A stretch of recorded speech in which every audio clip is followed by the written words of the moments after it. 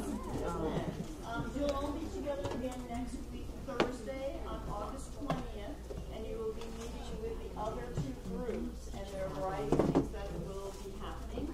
I am going to try to attend at least part of it, but I don't know whether I will be able to be there or exactly how long, because I have responsibilities at the university, and we start on Thursday.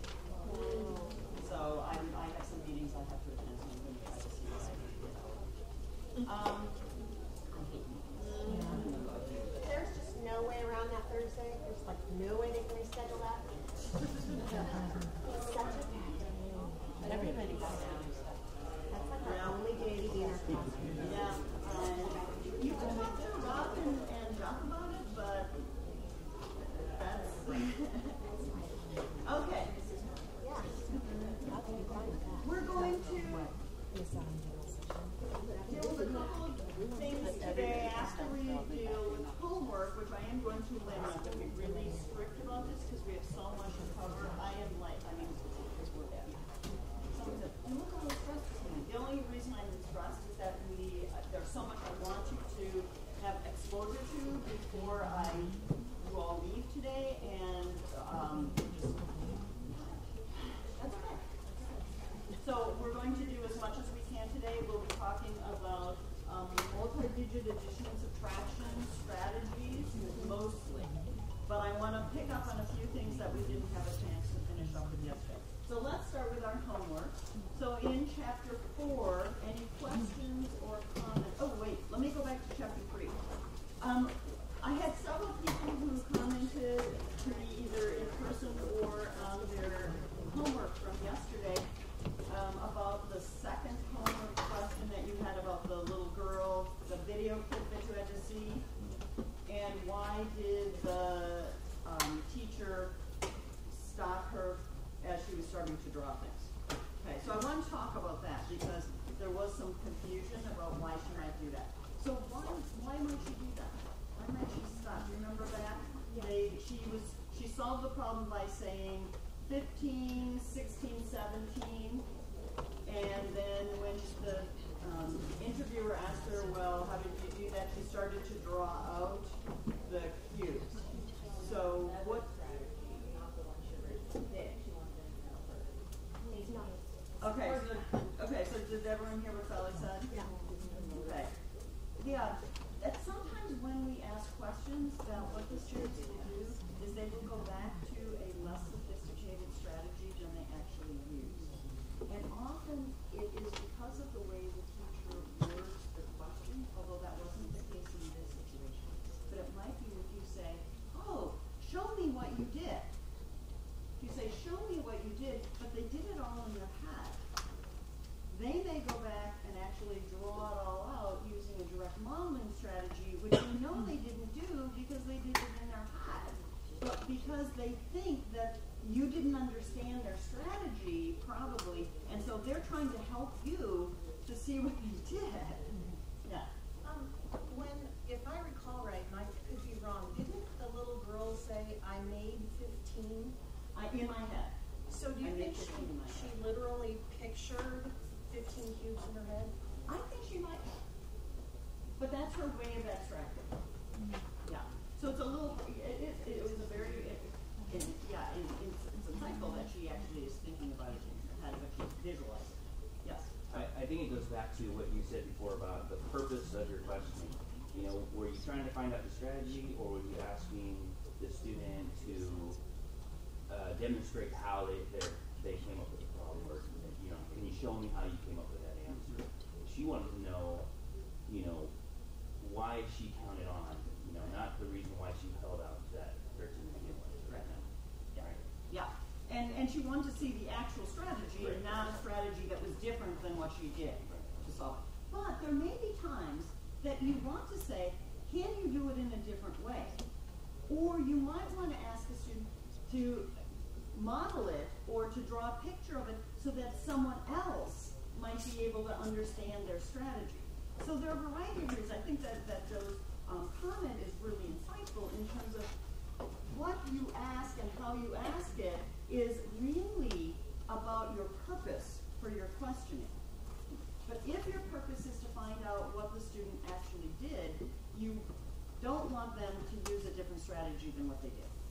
Okay, and so that's why she stopped her. So there are ways, we also found out yesterday that oftentimes you don't want to interrupt their thinking or their strategies. And so it may have been at a different situation, she might not have interrupted her and stopped her because she wanted to see what she would do. So there are lots of different purposes. Okay, so chapter 4. What comments or questions do you have for chapter 4? Anything? Yes.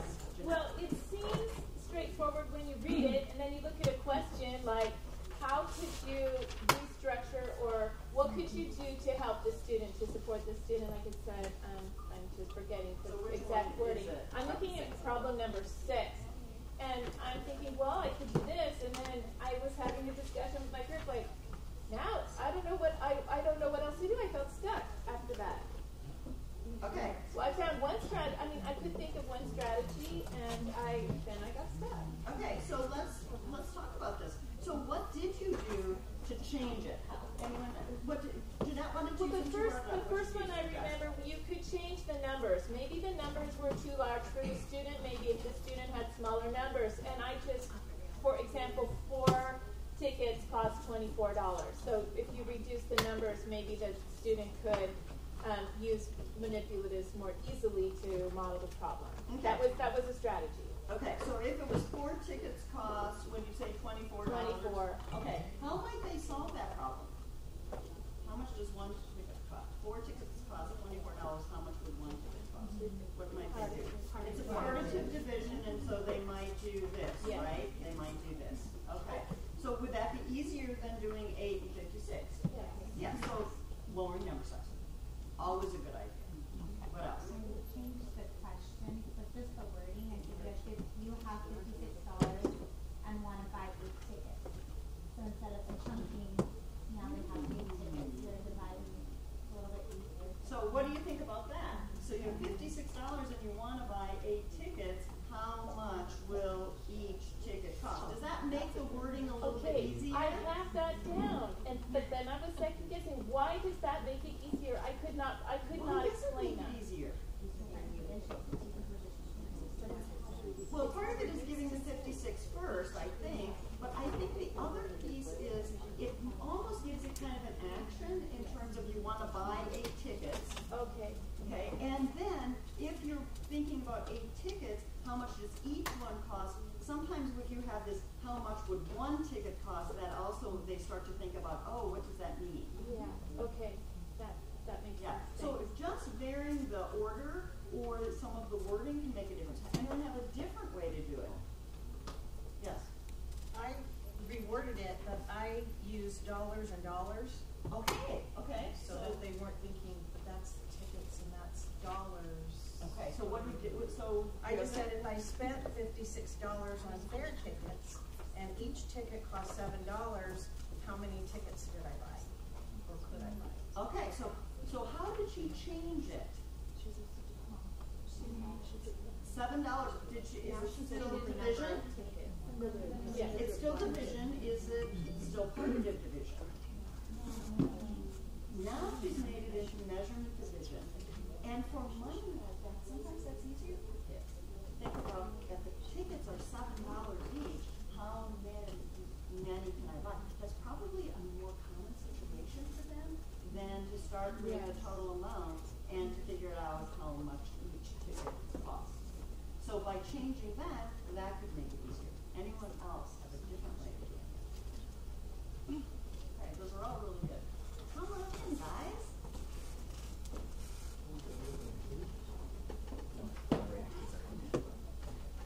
Hey guys, before you guys get too far into the day, we just wanted to talk to you for just a second about a couple of things, because this morning I had several people come up to me and they go, so we've created this folder with all of our stuff in it. Do we need to share it with you guys, or who do we need to give access to it? I'm like, oh, you know, those things that you don't think about until it's starting to happen. But what we have done is we created in the Google folder that I shared with everybody yesterday or the day before that had the calendar in it, we've actually put a folder that says cohort working folders. So as you're doing your work, we need to house things in such a way that we can all share with each other. The instructors have access, we have access, other groups can see what you're doing, so we all share. If we are all kind of sharing differently, it can be a big mess. So we created that folder in there so that you can house all of your work in there. What we want you to do is to go into that folder that says cohort working folders, and if you're cohort number 6 or number 8, then you create a folder that says cohort 8, and you put all your stuff in there. That way, everyone can see it and everyone can share it. I'm not saying how you need to create your documents or anything like that right now, but whatever you create or do, we want to house it in there so that if we're like, what's cohort 5 doing, we know we can go into your folder and we can see that what's been done has been done, or what people are talking about. If you have issues or struggle with Google Documents or Google Drive or that, and you help setting that up, let us know and we can help you set up that folder. But we really want you to take control of your folder. But name them that way everyone knows what is in there. So we don't have those weird names. Okay, you don't have to answer this, but who's liked our Facebook page? Okay, so look at you, each one answer. I did it, yay! Yeah, I think we're up to 55 this morning, 44 yesterday. I'm asking my own friends on Facebook to start liking our page. I'm going to get to that 100 mark, dang it. Please, there's 115 participants plus about 12 people supporting. We should easily be there. Please like that page. So I think when you get to 100, your little thumbs up, looks like a little, all that thumbs up. And you get to call you shorten the title of your name. So get on Facebook, please. Like us. It's a Clovis Camp Grades is what you would find it under. Yep. And so that really wasn't what I was here to talk about, but but since I had the microphone, in that folder too, all presenters and stuff are putting stuff into that folder, right? We're sharing it with all. So everything you have, everything should go on it. Okay. Yay! How many of you are here at this program with a partner from your grade level? Raise your hand. In school. Yeah, I'm sorry. Yeah, school. I'm sorry. Your school. Yeah, first of all, your grade level. Yeah. Okay, put your hands down. How many of you here are by yourself from your grade level at your school? Yeah, okay, that's not many of you. So there's what I wanted to talk about. If you have partners at your grade level at your school, if you are going to have conversations daily about what you're doing, what you're changing, and what you're thinking, and it's going to influence you greatly. Those of you who are by yourself out there, you might feel a little like Tom Hanks on the island, and I suggested the other group that you buy yourself a volleyball, put a handprint on it, and call your friend. But the beautiful thing about it is that we are in cohorts of groups that are geographically near each other. So you have friends that are close by. Our best attempt to locate you there. So with some exceptions, we have you have us as resources. The structure of the schedule is such that we touch base throughout the year. This is a multi-year process. Remember that as we go through some things. So some of you are going to face, you might have a partner and you're going to go and sit with your PLCs that are 2 or 3 other people, or maybe your entire PLC is here, or you're by yourself. And you're going to walk in and you may face either some resistance or some indifference or some philosophical permanency. And you're going to battle those things. Some of you may be concerned about your administration and what they might think and what they see when you walk inside the classroom. So, first of all, we are going to have conversations with all 15 principals and have a very direct conversation. They allowed you, they gave their permission for you to participate, understanding what you were getting yourself into. And so they need to allow the freedom for these things to carry out. Because what we've learned for sure is we can have wonderful presenters come in and blow in, blow off, blow out, and nothing changes, right? And or we can actually say, okay, this is going to make a difference. This is right. You are the pioneers, really, of what's going to happen, what needs to happen in our school district here for the years to come. So, if you are alone, or as you're working with other grade levels, they'll watch you have. My suggestion is that you do a lot of modeling. Jeff told the other group, he kind of interrupted, said, don't argue with your friends and peers if there's differences. And arguing is probably not going to get you very far. We're not going to convince people's opinions by words. It's going to change by what we do. And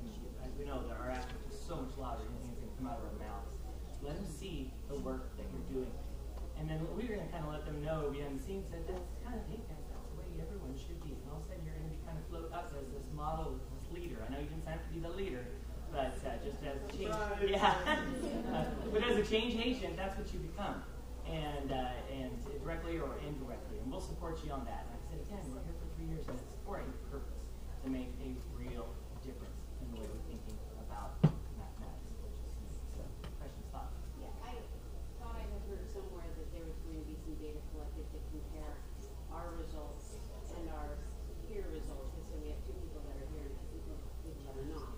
And then you're going to compare how the kids perform on tests. So if you're sharing, not that I don't want to share because I do value it, I'm not saying that, but will that, if that is true, then you are going to be comparing things. Will that then influence? Yeah.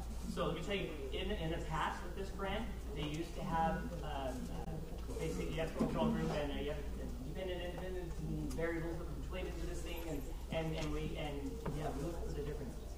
And even then, we would expect those who've been through the training and been living this, and it should have a significant difference in results. But there are no control groups starting with this cohort. I don't know if they will take the results of those participants versus the group as a whole. They could do that. But one thing we want to do is, we'll let them do their research, but we're going to do what we can, A, to do what's right for our kids, and B, how we're going to support our peers in their change. Because, this isn't just for us.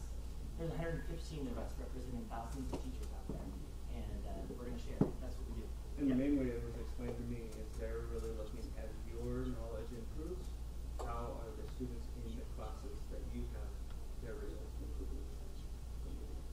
Did you get better from that's why we have that LMT, because they want to see, wow, look, they're learning more and more about math and their school. That's kind of the as you improve, how do your students improve? And is there a correlation? And does this model work? That's really what they're And so what we're doing too is we're offering professional development opportunities. There's definitely workshops for teachers who want to come in and get bits and pieces. We have a school who wants to do a mini version of this, and they're offering subs to kind of start to see if they can qualify to participate. And so it's getting out there, and we're going to support that as much as we can. And ultimately, it's about philosophical change, institutional change. We've got to show how our institution, we have to prove every year how our institution has changed, not just the teachers participating, but the institution. Whereas the state has to do the same every year. So, yeah. I'm almost hesitant to ask. How does everything we're doing here correlate to all the work that C9 has been doing on the math unit? Because the C9 unit is teaching to a test. And do this performance task by this time, report it on Illuminate. I'm not sure 100%. There are a large number of our design team members in these rooms. So you're going to start to see. I've been looking for a long time. And I will.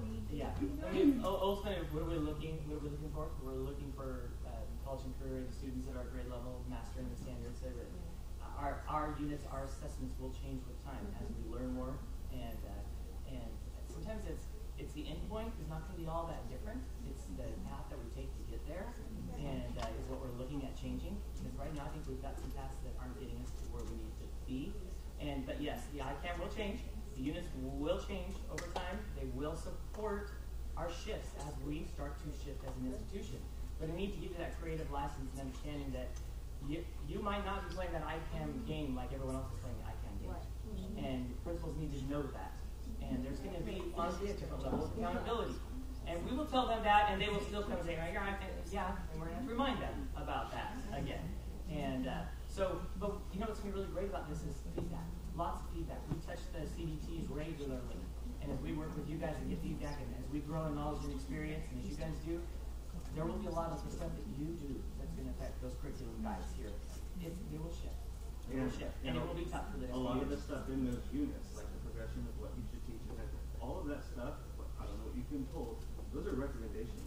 We're trying to not dictate at all how you teach what you teach. These are the things that we've identified your students need to know at the end of the unit. How you get them there, we've really tried. We've given suggestions in those, but those aren't requirements. It's up to the teachers and the school sites to determine how we go from point A to point B. We're just telling you at the end of point B, these things we want the kids to be able to perform on.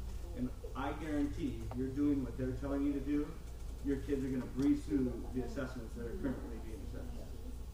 They will. Yeah, I believe it too. Here, sorry. I'm a little concerned because I'm alone from my grade level, and I know my principal wants me to like share out with my grade level, and I was just trying to think yesterday, how can I share this? Because a lot of it is. Can I answer that Yes, question? please. Please. So one of the things you want to do in sharing with your colleagues is not to talk about change in teaching. Because if you go in and say, oh, we have to change how we teach our lessons, that's not going to fly, right? Because they already know how to teach lessons. And so who are you to come in and tell them that they need to change how they teach their lessons? So, and I'm not telling you, I think you're going to change, but I'm not specifically telling you that that's what I'm asking you to do. What I'm asking you to do is to listen to students. And I think that's what's going to influence how you decide to teach your lessons. So we want to do the same thing with your colleagues. Is we don't want to talk about the teaching piece of it, what we want to talk about is the learning piece of it. So talk to your colleagues about what you see your students doing rather than what you're doing in the classroom. Do you see how the difference is? Because if I talk about what my students are doing and say, oh my gosh, you should see what Johnny did today, and this is how he solved this problem, that's very different than coming in and saying, oh, I taught this really great lesson today, and this is how I did it. Right? Yeah, it's just hard to explain. Yeah. Because, we've just been really getting all the background knowledge that we need is what we're getting here, and it's really hard to explain that to somebody. Yeah. And you can't even give them this book to read without doing all the hands-on. And that's the one thing I don't encourage you to give this to your colleagues to read, because without the work that we've been doing here, they won't understand. But it's like I know my principal is like kind of counting on me to share it out with my grade level, and it's like, okay, I don't have it. You know how usually you go to a conference, you're like, oh, what did you come back with? Like, what worksheets or what this or that did you come back with? Right. So I'm going to come back with. You've been learning about right, but how do you get that to somebody? It's just I've been learning about how children think. And I think in it's going to be about progress. Me floating in and out of the room, I haven't got to really sit and go through all of this, but I've been floating in and out and hearing the stories that you hear, like those of you who have small kids. Oh, when I ask my kids. I did the same thing. I have two twin girls, 6 years old. The younger of the twins in kindergarten. I really thought they were going to hold her back in kindergarten because she just couldn't get stuff. I simply asked her, I was asking her questions, similar to what you guys are. Okay, I asked her, if you have 3 pieces of candy, your sister has 5 pieces of candy, how many more does she have? And she was like 8, but she couldn't figure it out. So I took her through the progression. No, I know, I did it on purpose. We did it on purpose. Okay, then I asked her, okay, well, if you had 5 and gave her 3, how many would you have? 2. She had to figure it out. She did. Okay, well, if you had 3 and you wanted 5, how many more do you need? 2. She figured it out. Okay, well, if she had 5 and gave you 3, how many does she have left? 2. She figured it out. So I kept. So if you have 3 and she has 5, how many more does she have? 2. And and then I asked her, well, what if you have 4 cookies and you want to share them with your sisters? Oh, well, each one for her, one for her, one for her, one for her. 1 each. Okay, what if you have 2 cookies and you want to share it with your sisters? Long pause. Now, I was in the car driving, so I couldn't see what she was doing. So she had to verbalize everything that she was saying. She goes, so here's this. She struggled in math, but in 10 minutes, she showed me that she understands a hazardness of those fractions. Those stories you share with your colleagues, this conversation I had with Johnny yesterday, listen to what he was telling me. I think that's how you share it with them. You don't try to convince. It's not your job to convince them that what you're doing is the right way to do it. And don't underestimate their desire, their willingness to want to be very open, because we have heard from the frequent things we hear, we're learning the what, we're just really struggling with the how. And you can be that resource that they may be looking to specifically. And there are good ways. Modeling is probably the best way to show them the results. Go ahead. I was sharing with this group that my daughter, who's now going to be a junior, struggled with math. And we were talking the other day, and she remembers the teacher that didn't do math facts, because that's what set her. She couldn't pass math facts because she couldn't do them fast enough, and so she kept coming home in 2nd grade telling me, I'm not good at math. and that like was the beginning of this 8 for math. I'm planning on, last year I partly did away with math facts, but now I'm like going towards getting rid of them completely. That's okay with everybody, yes? At the district level? Yeah. No, as long as they do it in 4 minutes or less. No, and what you're talking about here, you're talking about sacred cows. And that book says that sacred cows make great hamburger, right? And we've got to be able to support. And I would always tell my teachers that they want to stick their neck out and do something different. That's okay as long as you can support your practice. Defend your practice. Like I would tell my doctor, defend your practice. And it's purposeful and it's meaningful, and here's why I'm doing it. Go ahead. You've got the freedom to do it because you've got the knowledge and the experience and research to move that way. You need to. That's a great conversation to have with your administration because there are some schools out there that, I mean, you don't get your charms, you don't get to do a march and sing a song in front of school or something. You go get your math facts done. And that's something we have talked about actually, and we've seen systems that have been more supportive of the developmental process than what we currently do. Okay. And so that is something that it's going to be interesting to change. But yeah, yep, freedom to do what you need to do. It doesn't mean we're going to, I worry sometimes. I know you're next. You get the next statement. I know that side conversation, so just really quickly here. I worry about as we start to look at shifts. Back a number of years ago when I first started in education, we were in this thing called whole language. And whole language was not by in itself a horrible idea, but the way implementation of it was disgusting. So we thought we went in and kids had books and they learn how to read. And we don't want this to be kids go in and they have number pillows and they learn math, and that's what we've got to be careful. So there are a lot of great things that we do for kids. Don't throw the baby out with the bathwater. Move forward carefully.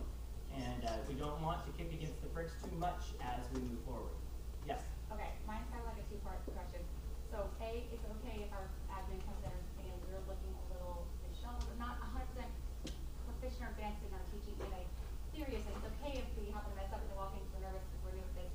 That's understood, right? And I would make sure that that's not understood after the fact. I'd make sure that was understood before you ever started teaching. Okay. You sat down with your principal and had a conversation. Okay, and then my other question is, like, I've been in Miramani for the last couple years, so we did balance down. So I feel like I have a little background knowledge of problem solving, and our parents were used to them not really getting any work home. It was kind of something we were used to. I had a new school this year, and as a parent, my daughters go to that school. We've seen great little math projects and things, which I'm sure we're still going to do, of course, too. But is there a way to like express to the parents? I don't know if they're going to be like, why am I not getting anything home every day? No worksheets or nothing. All of us might get doing in class. A way to convey that so they know that we're doing it in class as a group problem solving rather than other things. Yeah, I think feedback to kids is important. I think feedback to parents is important. Okay, or assessments like on Friday. But if we're shifting what traditionally they have seen, they're expecting to look for something, we need to communicate that with them. It doesn't mean we end feedback because we do things differently in the classroom. We need to make sure that they are very much in tune with what is going on. Okay. Yep, and definitely hold hands with your administration. Okay. And as far as Friday assessments, if we wanted to do maybe just like one problem, the problem solving would be assessment, and then give like multiple points based on the way that they solve it. That's okay too, right? And parents should get feedback. Okay. Yep. So good. We can talk individually, and if you struggle, we're always just a phone call away. We want to interrupt your instructional time at the work that we have. But lower the ink. Let the walls fall. Learn what you need to learn to finish off strong, and keep going next week. Week 13 in January. Okay, so anything else with the homework? Anything else? Okay, hand in the we have one more question. Quick question.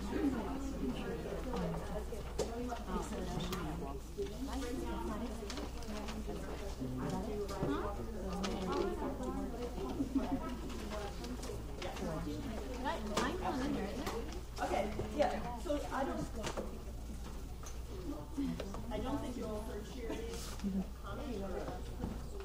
Comment was about questioning. That right now she feels like she has those kind of generic questions to ask, but not necessarily specific ones. And what her belief is, which I concur with, is that as she starts to ask those generic questions of the students and listening to them, questioning of more specific questions will come. And that's part of what we're going to do in our embedded days. We will be focusing more on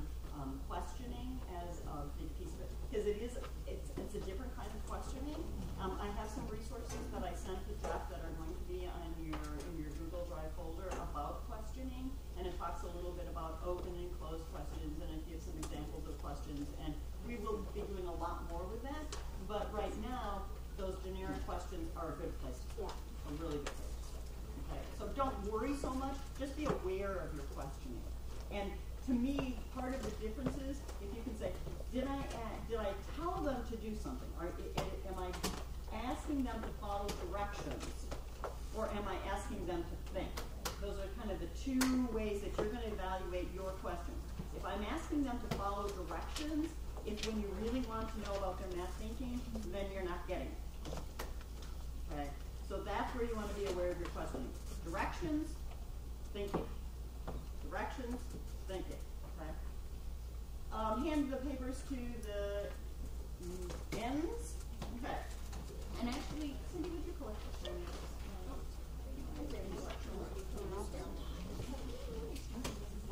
Let's do a little bit of kind of wrapping up some of what we did yesterday. So this is actually about questioning too. I told you I had a kind of an example that might be a good example of what a student might do and what you might ask as a teacher. So this is an actual example from a first grade classroom. I've worked with lots and lots of different teachers, and they're really good about sending me stuff. And so this first grade teacher said, he gave this problem, a boy has 18 birds, he put 3 birds in a cage, how many cages did he put birds in? And this is what one of the first grade boys did. So as he was walking around, he saw this. So he stopped. So what did the teacher ask? What should the teacher ask? It tells you, talk to someone at your table. What would be the first question you want to ask?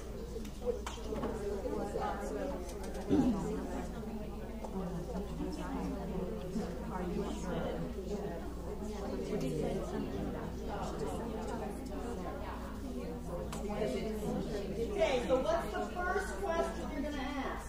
What did you do? What did you do? Right? How did you solve it? You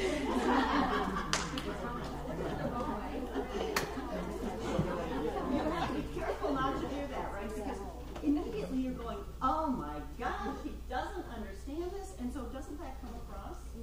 You know, how many of you thought that the first thing you're going to do is, well, let's read this question again? Did anyone think about that? Yeah.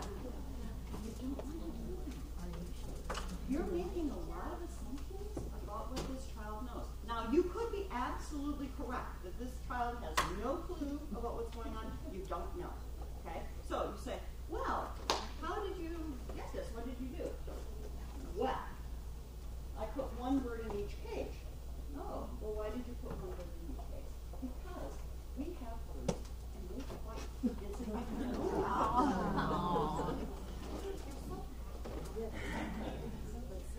Okay, so does this kid not understand this problem? No.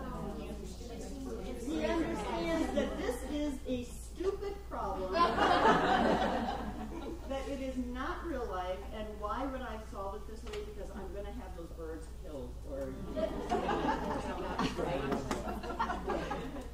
So, what are you going to do now that you know that he's? Let's change the animal, or let's change it to some inanimate object. Or let's change it.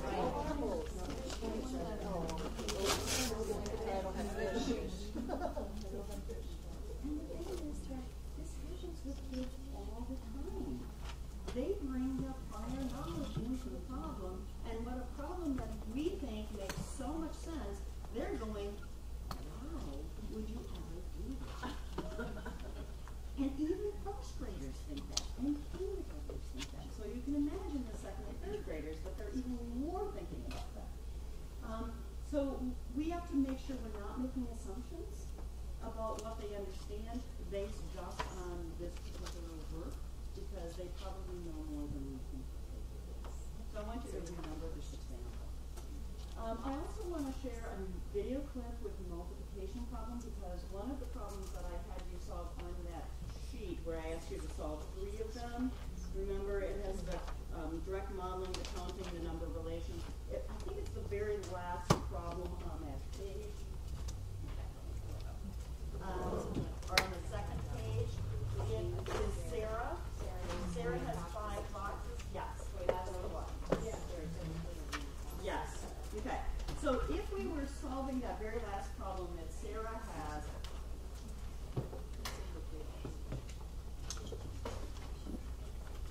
has 5 boxes of toy turtles and there's 7 turtles in each box. How many turtles does Sarah have? If you were direct modeling it, what would students do? 5 boxes and put 7 in each one and count them all. What would they do for a counting strategy? Skip count. Skip count. What would they skip count by? 5s? Why would they skip count by 5s? They know how to count by 5s. Yes, in the textbooks they often think they give problems like this and they think kids are going to skip count by 5s. They're not going to skip count by 5s usually. Because 5 boxes, and how many are in each box? 7. So they're going to skip count by 7. And think about the counting strategy relates to the direct modeling strategy. So when they had the direct modeling strategy, what did they do? 7 in each box. So what are they going to count by? If it's direct modeling, they're going to count by 1s, or they're going to count by 7s. That's the counting. That's the counting strategy. They're not as likely. They're not likely. Occasionally you will have students who do it, not likely, if they're paying attention to the structure of the problem. But sometimes kids will think in a more logical way, using some number relationships. So we're going to see Sarah solving this problem, and she's using a slightly different way of thinking about the problem, and I want you to see if you can follow her reasoning. Now, Sarah is the one that we saw yesterday who did the 3 groups of 6 by doing 4 groups of 6 and going back. That's what we saw. So think about what do you think Sarah's going to do with 5 groups of 7. 5 groups of 7.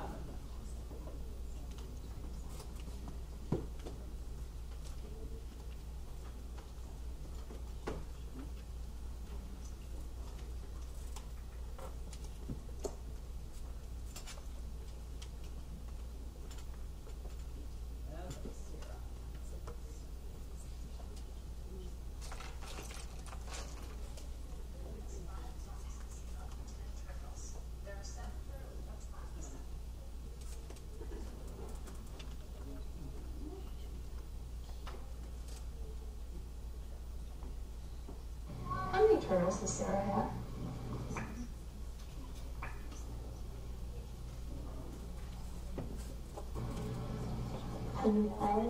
Okay, how to do 35? So 35. Is that pretty quick? Yeah. A lot quicker than the 3 groups of 6. Okay, so what do you think she did? Okay, so listen closely. Because if there are 7 turtles in each box, and there's 5 boxes, take off the 2 from each 7 and take 2 turtles away from each box, and there would be 5 in each box. And so you would go 5, 10, 15, 20, 25.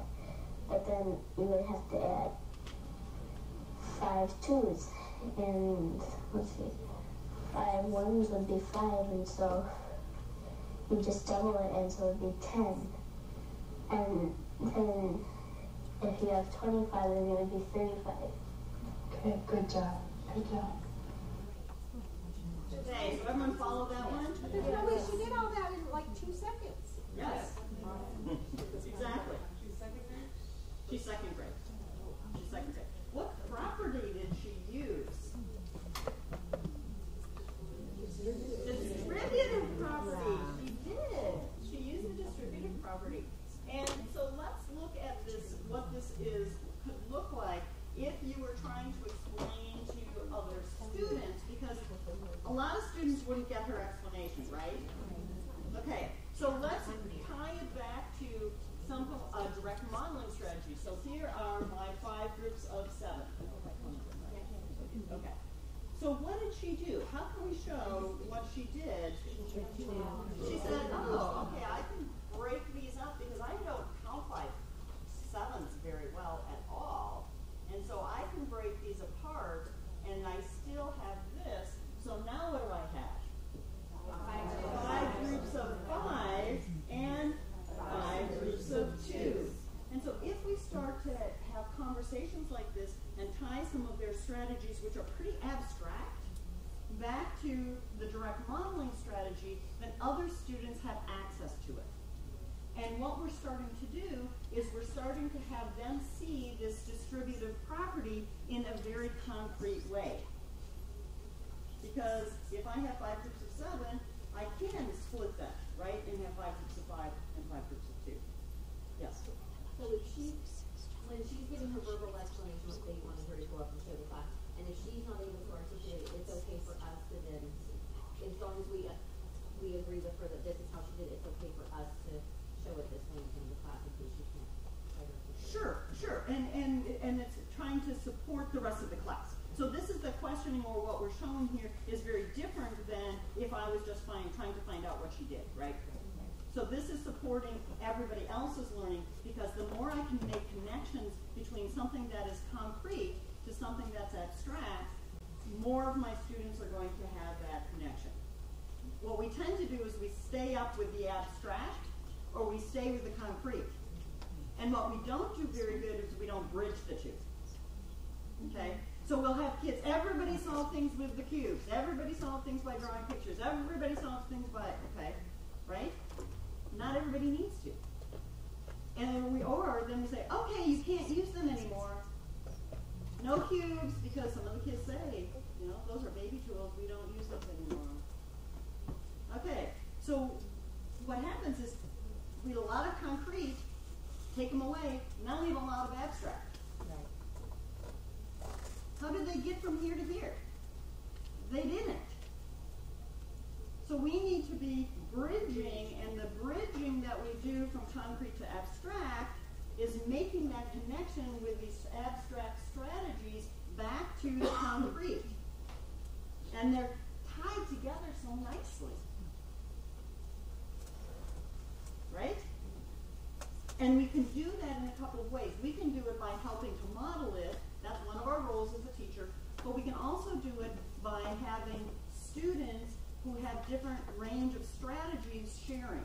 So I have a student who did this, share first. I have another student maybe who did some kind of accounting strategy. Now I can make a connection to that. Then maybe I'm going to bring Sarah in and share. And I can make connections back to the other strategies. Isn't that what we did with the bus problem? Where did we start with the bus problem? Concrete. There was a method to my madness of how I chose to share. That I wanted to have that connection. And so we should be constantly, almost every lesson, we should be thinking about how am I bridging from concrete to abstract. And especially at the beginning of the year, a lot of it is going to be just concrete for some of these students. But you choose kids to come up and share should be planned out. well, yeah, to some degree, yes. You're going to choose students for a particular purpose. And you're going to choose them often it's because there are particular strategies you want to have shared. Does that make sense? You have a particular strategy I want to have shared, and so I'm looking. As they're solving problems, do you remember when I was having you solve the bus problem, I was not standing up at the front of the room. I was coming around and asking you, what did you do to solve the problem? And so we're trying to, as a teacher, you're making those instructional decisions by thinking about what strategies I want to have shared. And that's why you want to anticipate what students can do and what you're going to see. And then I'm going to choose strategically. Now, there are other things for why you choose them too, because it may be that a student who hasn't gotten anything correct before suddenly does this amazing strategy and you want them to share it because it's going to give them confidence. I mean, there are other reasons that you choose, right? It's not just the mathematics. And you don't want to have the same students sharing every single time. That's the problem. So you want to share that responsibility. So there are a lot of things that come into that decision. But in general, sharing is strategic. It's not just randomly picking kids to come up and share. Okay? Does that make sense to everyone? Yes. Good. Okay. See if we can get to the next.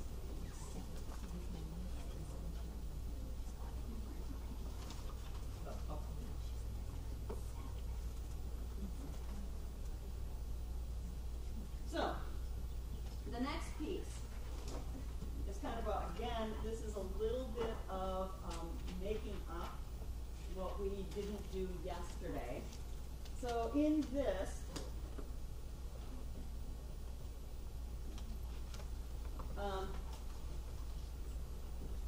we haven't looked at as much student work as I would like. So I'm going to do one example up here with you, or a couple of examples with you, and then I'm going to give you some folders with student work. You may not write on the work, you may not make photocopies of it. It is work that I have access to, but we can't let it out because I don't have permission to have it out. But I want you to be able to look at student work in a more strategic way. So first of all, when you're looking at student work, you're going to look at the strategy, and then you're going to start looking at some of the details and figure out what knowledge is revealed. And one of the things that may happen is you may not have all the information from the student work that you need. So some of it is thinking about questions, about what didn't they show me? I don't know how they did this. Okay? I need to find out how they did that. So let's look at a few pieces of student work. This is a multiplication problem. The very first one, A, is actually 4 groups of 12. 4 groups of 12. Okay, so can you see what did the student do with 4 groups of 12? Okay, so they decomposed the 12 into 5, 5, and 1, and 1. Why do you think they might have decomposed the 12 that way? Easier to count, right? It could be. Okay, and then how did they get their answer? How by 5? Do we know for sure that they counted by 5s and counted by 1s? No. We have really no evidence, do we? We're making a big assumption, and so part of when you're looking at student work, you want to think about what assumptions am I making and what evidence do I have? So I would also make the assumption that the student counted by 5s and then counted by 1s, but I really don't have any evidence that the student did that because all I have is the final answer. Okay? Here's another piece of student work. So this one is 9 groups of 14. 9 groups of 14. So I bought 9 courses at the market. Each course cost $14. How much did Unity spend at the market? So what did this student do? Decompose it into 10 and 4 1s. Okay. And does he have 9 courses? Yes. Okay, so that's one of the things you're going to look for. Are they representing the problem correctly? Then what?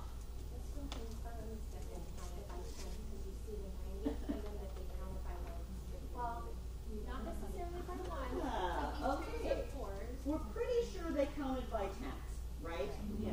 Because we know that we got the 90 from the 10s and the 36 from the 1s. We don't really know how they counted the 1s. Could have been by 4s, could have been by 1s, but we know that they decomposed and did the 10s together and then did the 1s together. True? And then how did they get the answer? They added. Okay, and do we know exactly how they added? Not exactly, but it's probably pretty easy addition. 0 plus 6 is 0. 90 plus 30 is 120. And what is this? 9 times 14 equals 126. Did they actually do the multiplication? No. Probably not. We again don't know for sure. But do they recognize that this problem is a multiplication problem? Okay. Okay, so we're seeing some really nice things. What if they just would have put like a 14 9 times and just added them? Would we accept that? I mean, it's okay. Yeah. Well, of course we would, but I just, I know that's not really what we're looking for as much as. But what we're looking for is what knowledge does the student have? Okay. So if this student is doing this, let's talk about the knowledge then. What do they have? What do they know? They know how to count by 10s. They can decompose numbers. Okay. They still need a fairly physical representation, at least appear to, because they had to have the 9, and they had to have the 10s and 1s. This is a direct modeling strategy, kind of. There's a slight abstraction because they put the number 10 it's still really pretty close to direct mounting strategy, right? It's not direct mounting by ones. Okay? So they still have this need for some kind of concrete representation. Okay? Here's another one. This one actually solved it in multiple ways. First one, this one, what did they do? 10 to 2, so decomposed, it probably can count by 2s and 10s, probably. Again, we don't know for sure. How about this one? They actually did the multiplication. Okay. How about this one? Repeated addition. So this has lots of strategies. So what do you know about this student? He has a pretty strong understanding of lots and lots of things that we will be able to talk about. They are asked to do at least 2 ways in this classroom. The kids love to do lots of strategies. So they do. Okay. So here we have another one. This is also the 9 times 14. And what I want you to look at is this one. You understand this one, right? Yeah. 10s and 4s. Okay. So I want you to look at this one. What do you notice about that one?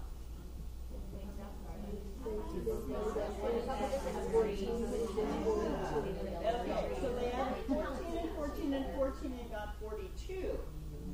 And then they knew that another 42, which would be another 3 groups, and then another 42, that would be another 3 groups.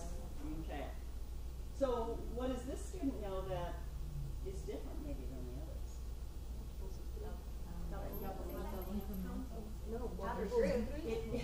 It is. It's a counting strategy. It's a counting strategy. And then instead of doubling, they're actually tripling. They're tripling. Yeah, this one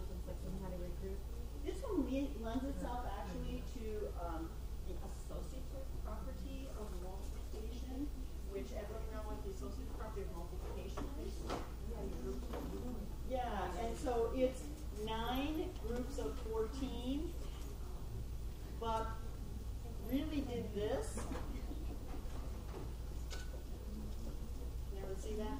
Yeah. Okay. So really thought of it, the 9 is breaking it up into 3 groups of 3, and then did 3 groups of 14, but did it 3 times.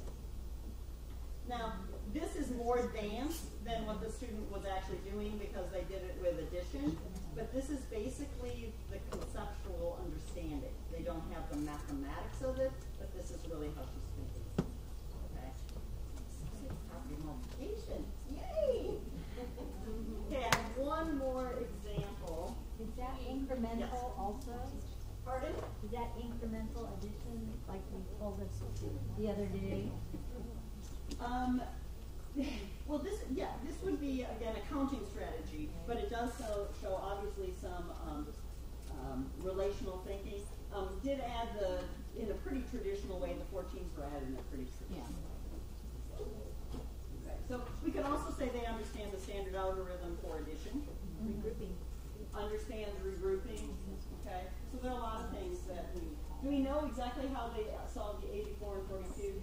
Oh, probably pretty straightforward too. Yeah. Okay. Would you introduce that, the associative property, if that when that child showed that, or is that going to then confuse everyone else? It depends on where your students are. So I'll tell you about this particular teacher.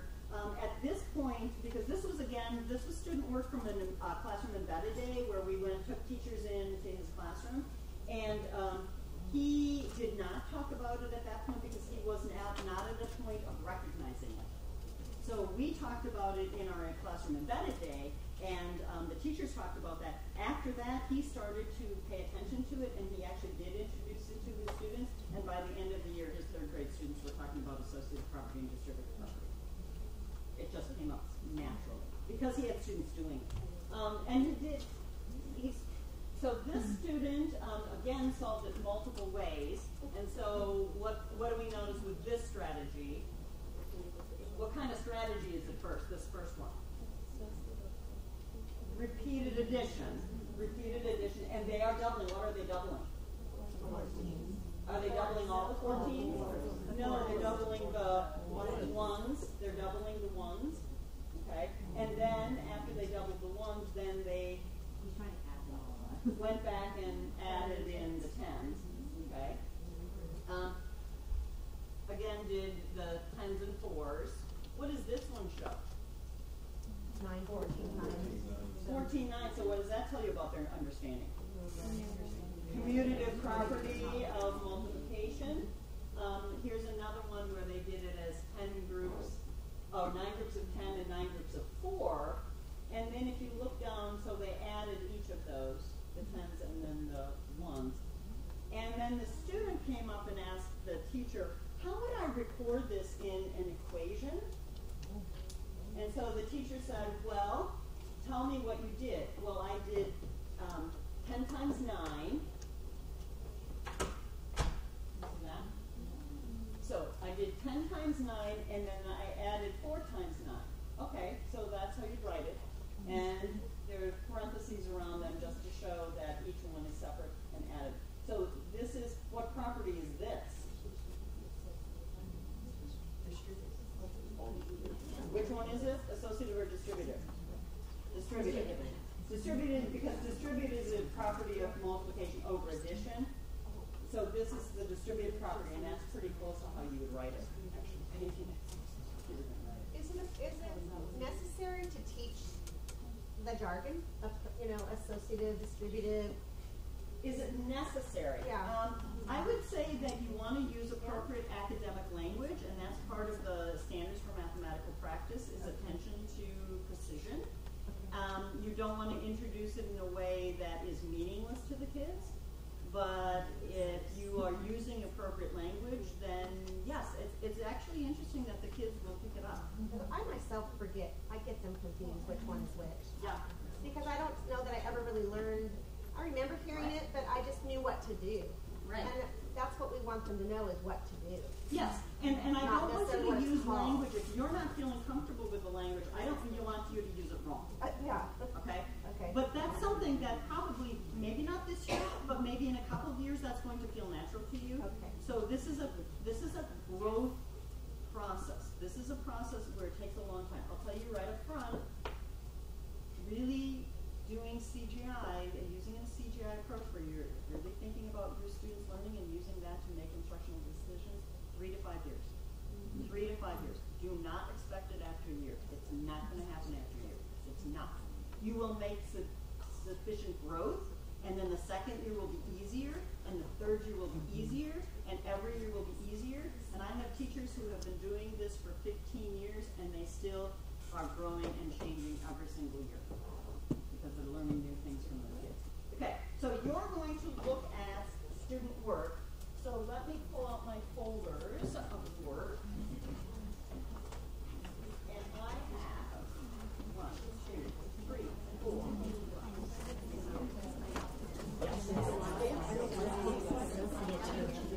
You need to get into groups of 3 or 4.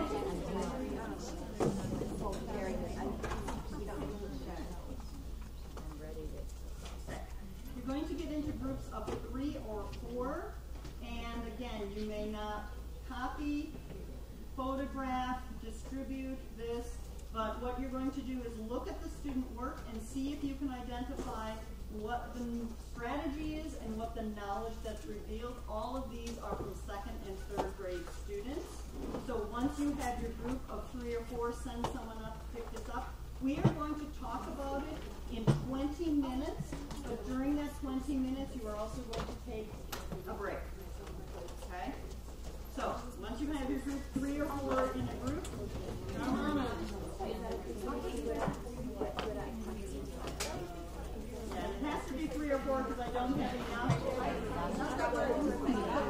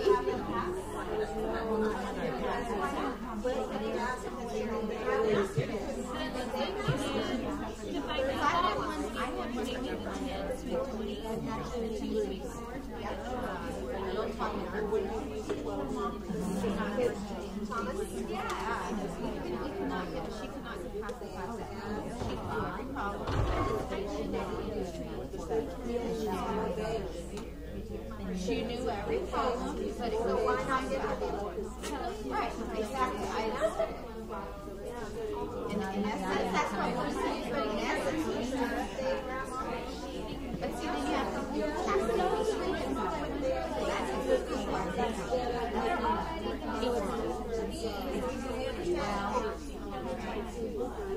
I don't know how I feel about that. Because then you need to, if you're going to give that, maybe it should be an award. Yeah,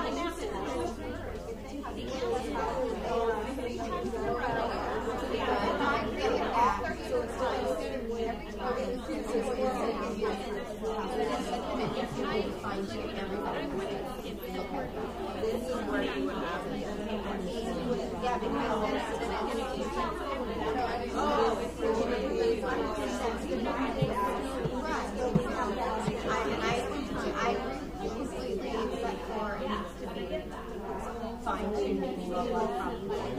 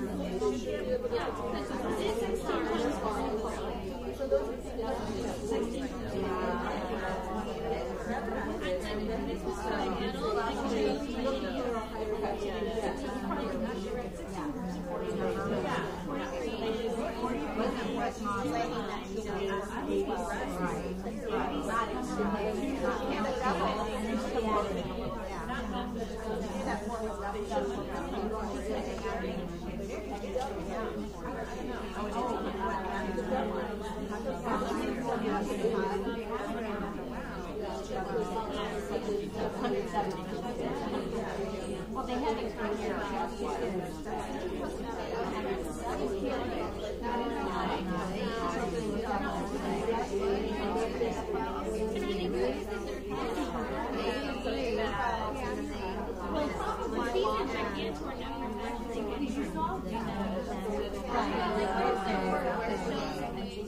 So that's one of the things that we're saying here. We're assuming that they're using a dummy,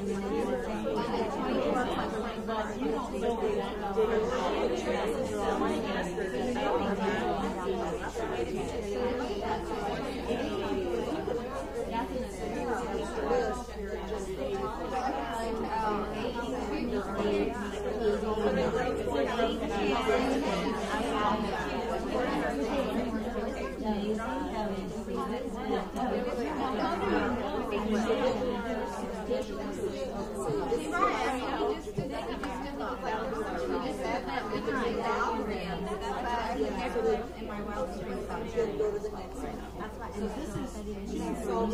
I didn't even know what it meant.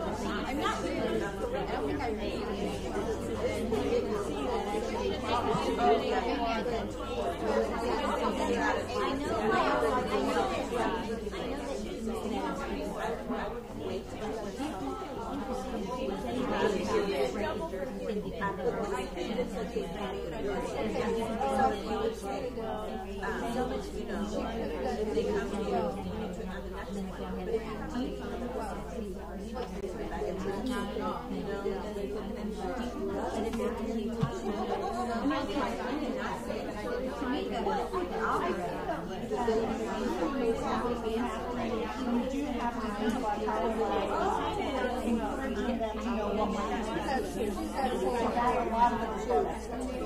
So maybe you're not going to get but maybe you're going to have something more like what we did, where you're having a conversation, and it's again having a debate or a meeting, but it's something they haven't answered. They can debate and so maybe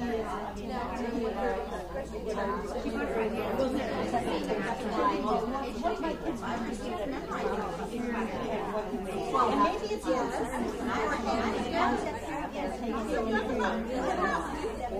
and that they have to record on poster paper how they're going to do whatever it was. What they've done for the first week, they're going to do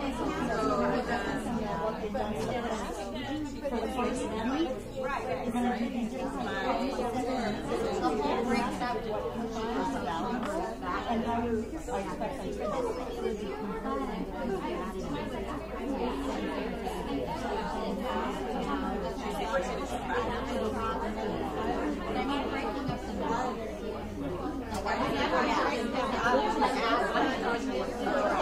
let's have them in pairs. Well, obviously that was better. But maybe you're going to pair them up and they're going to solve the problem. And maybe they are going to solve the problem, but they're going to have to talk to the other person about how they solve it. So that's another step. You want to change that into something. Right. Yes.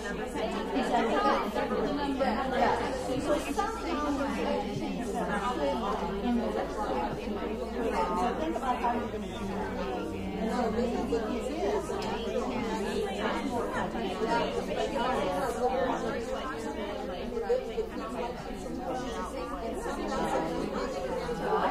I would do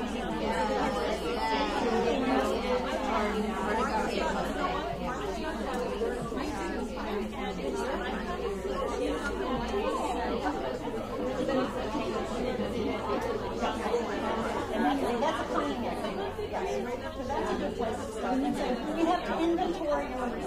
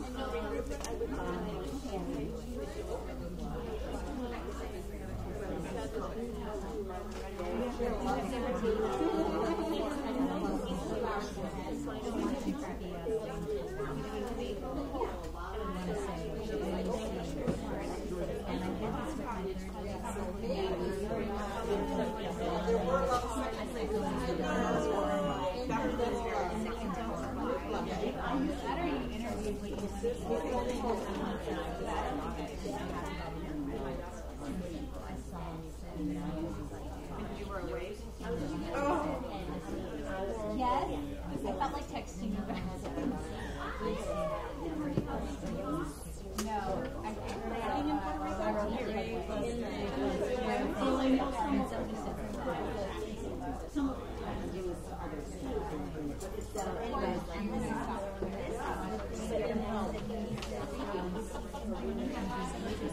So you got their exercises. Be careful. But that is on your right. They'll be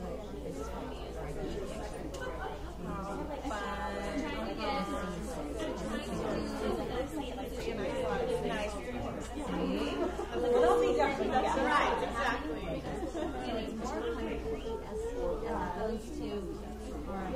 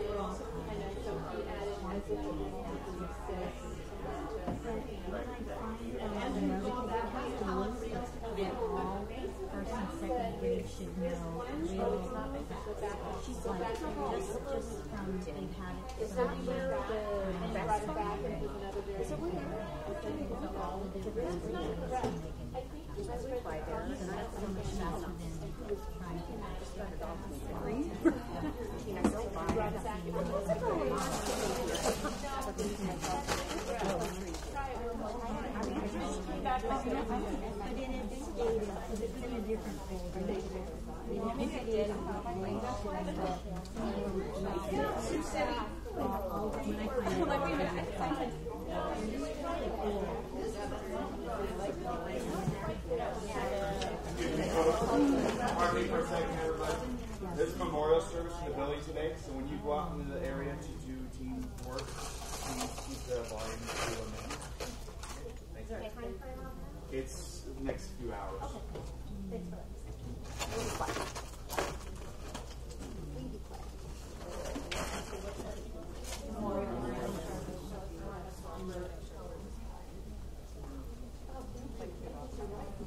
How would you know? She's so smart.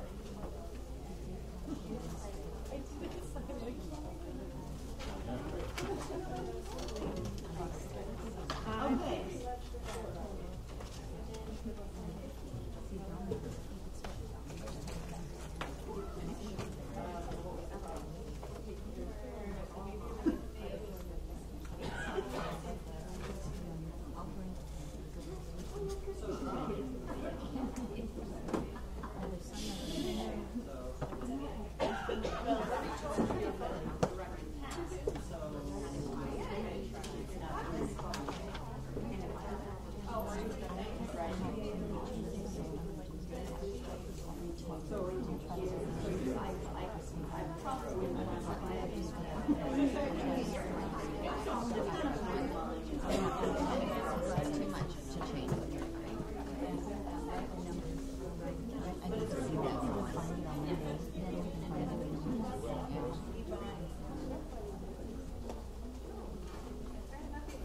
Any questions about the student work?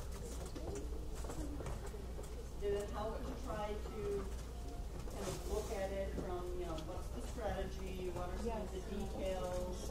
Did you pick out what they were doing, what knowledge might be revealed in terms of decomposing maybe one of those things? What are they adding things? Okay. Clearly understand what's going on. Okay. When they actually put a boundary around a number, is this considered direct modeling, or is it like this where? Okay. So, looking at the difference between these two strategies. So the difference between these two strategies, this one and this one. This one is obviously a counting strategy, right? Obviously, because it's a repeated addition, which is fun. Now, how did they add those? Tens and ones. Tens and ones, which is quite nice. So does that tell you they can decompose numbers? It tells you what they can count by. It tells, so there are a variety of things that you're learning from that. They can write an equation. Can they write an equation? That might be another thing that you're talking about. Yes. One thing that kind of blew us away when we were looking at it was they go from right to left. Yes.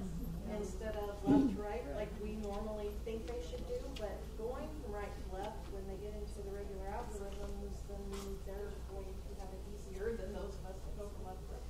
Because they'll remember to start in the ones place. Do you have to start in the ones place?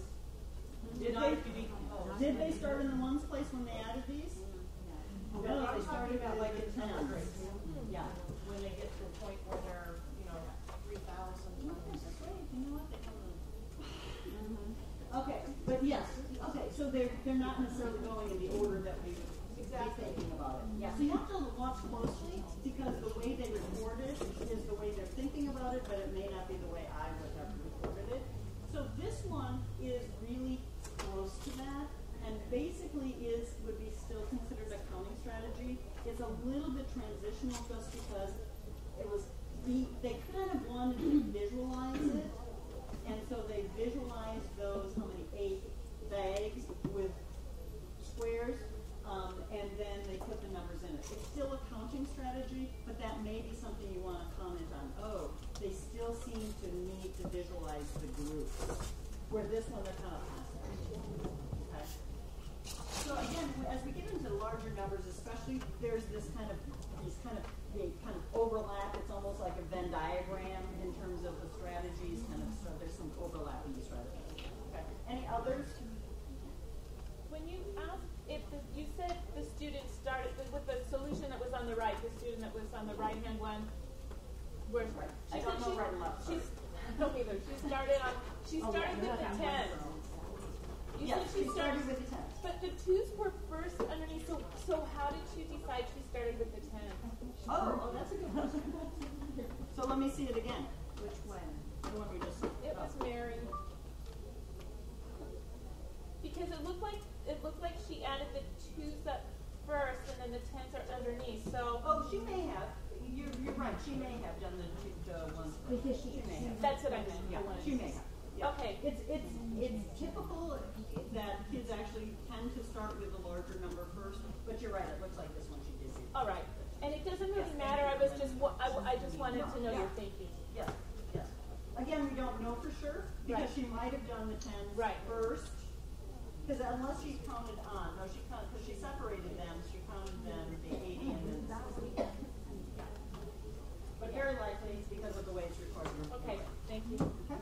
Anything else? Okay. Would you put those back into your containers? Oh, did you have a question about this one?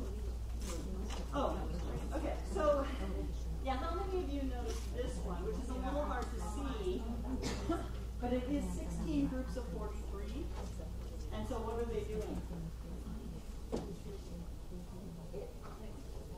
Distributed property, how do you know it's distributed property?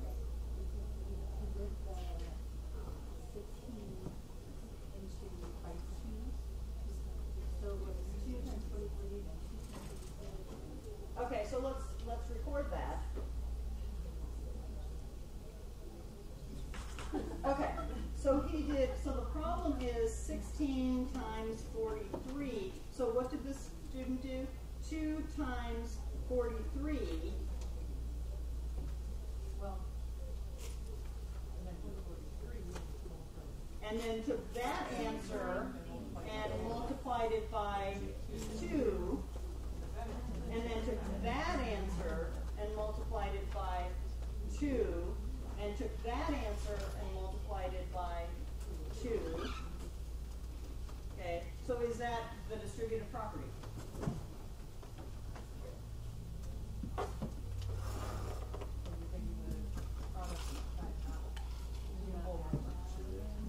Associative. It's the associative property. It's associative property. Yeah. How did they know when they had finished with 16 groups? Okay, so how many groups is this? Yeah, 4. This is 2 groups. This is now 4 groups, right? This is 2 groups. This is 4 groups. This is 8 groups. This is 16 groups. Yeah. So I would say this is probably associative. Okay.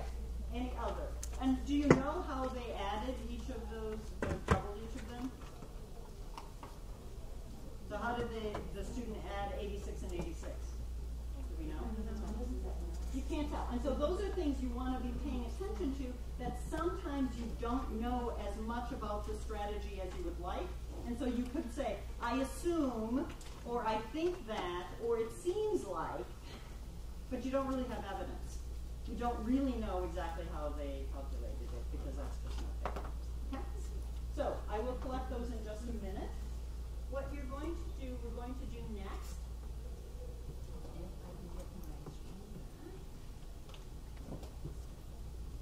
Is to watch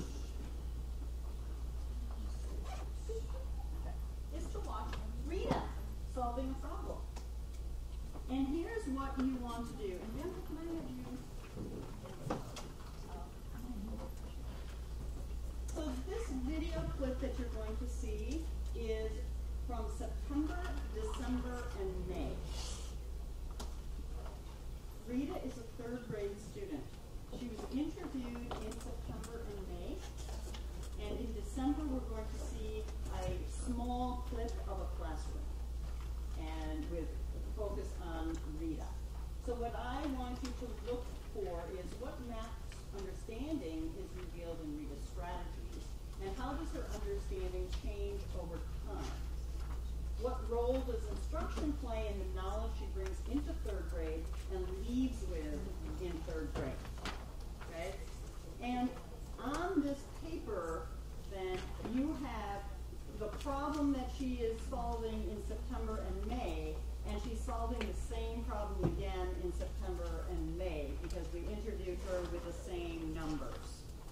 same problem.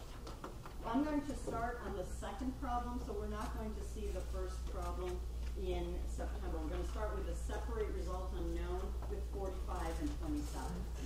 Okay? So that's the problem we're going to see. So I want you to be thinking about what knowledge does she have and what is your evidence.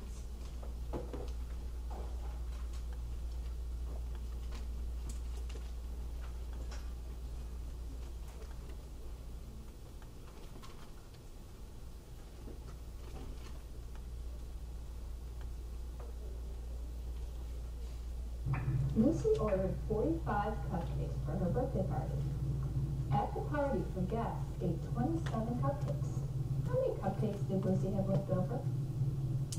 How much was it? 40? She had 45 cupcakes. She ordered 45, but her guests ate 27.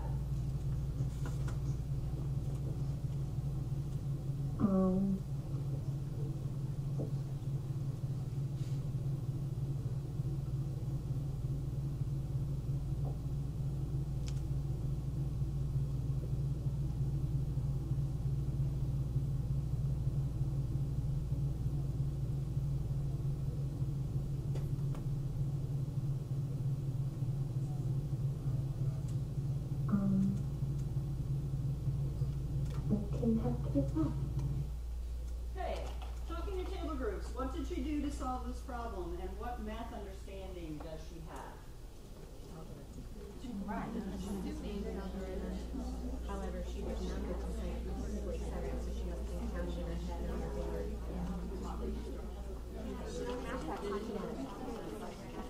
So she knew that, and she counted. She also knew something about timber once. She knew about trading.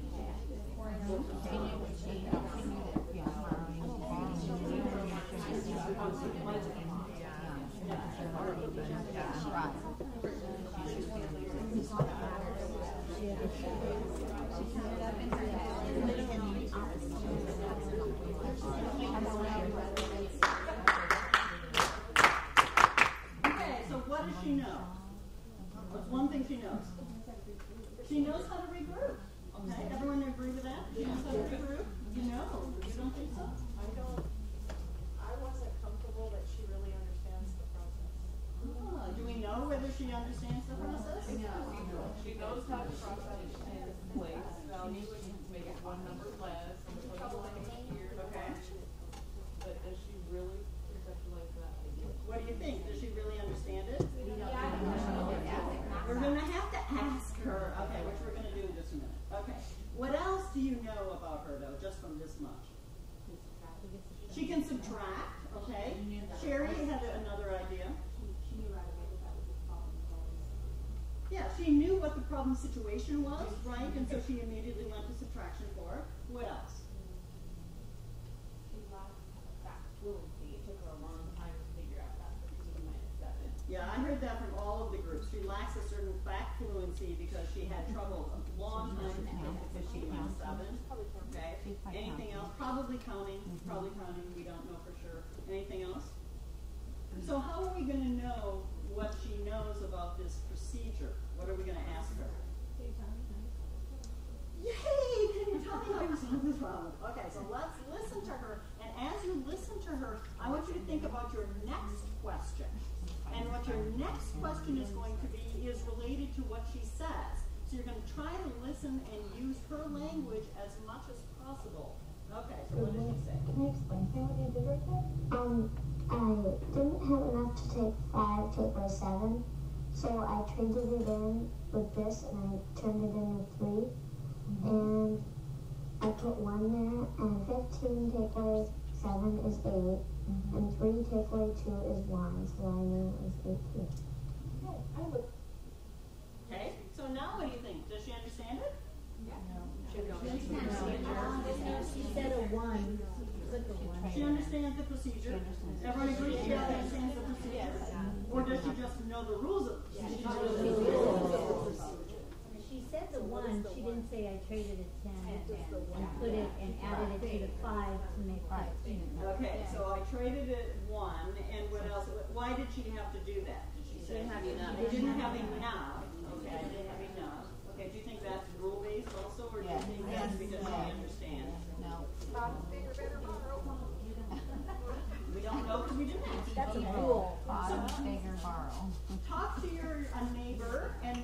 next question of her? Why did you put the one there?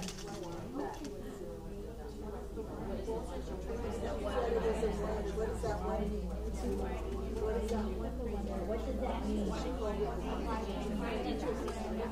Okay, so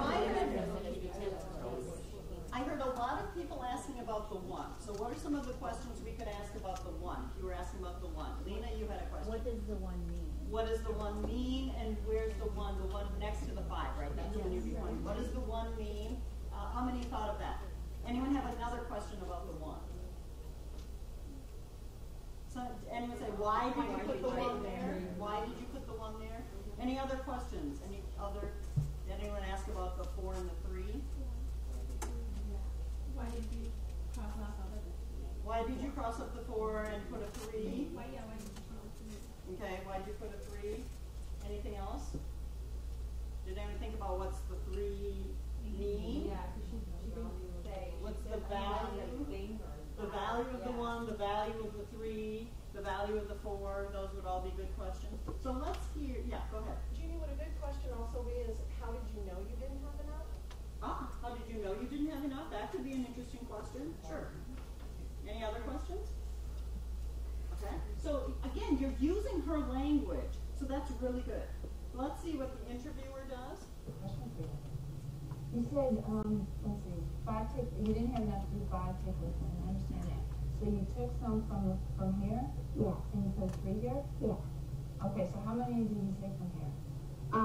Okay. So if you took 1 from here, how come this is a 15 and not a 6? Isn't it 5 plus 1 is 6?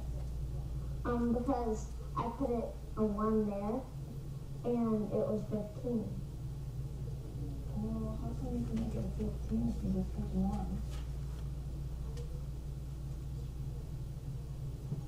I think 5 and 1 is 6.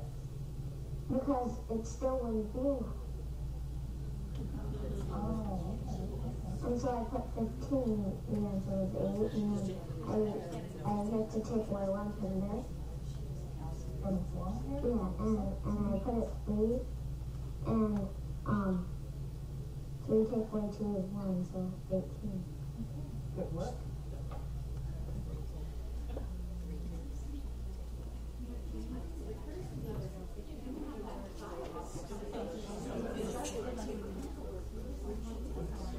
I think that's where we were on Monday.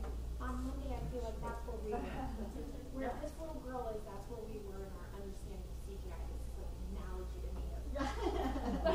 Yeah, so what does she understand? The process. Does she understand the values of any of those digits? Right, and so if students are doing that procedure accurately, do you all know whether they really understand it or not? Yes. Asking that question, the 1 plus 1 plus 5 is 6. Can asking that question will confuse her more, or does it open her up to What am I doing? Well, she's pretty confused right now. So I'm not sure we can make her more confused. I think that what it does is it probably is going to make her think about what am I really doing, because she doesn't understand it at all. And so we want to kind of plant that seed. That we learn a lot by cognitive dissonance. Do you know what I mean by cognitive dissonance? That you think you know something and someone plants this other seed and you go, oh, I don't know about that. And what it does is it forces you to really think about it. And even kids will do that.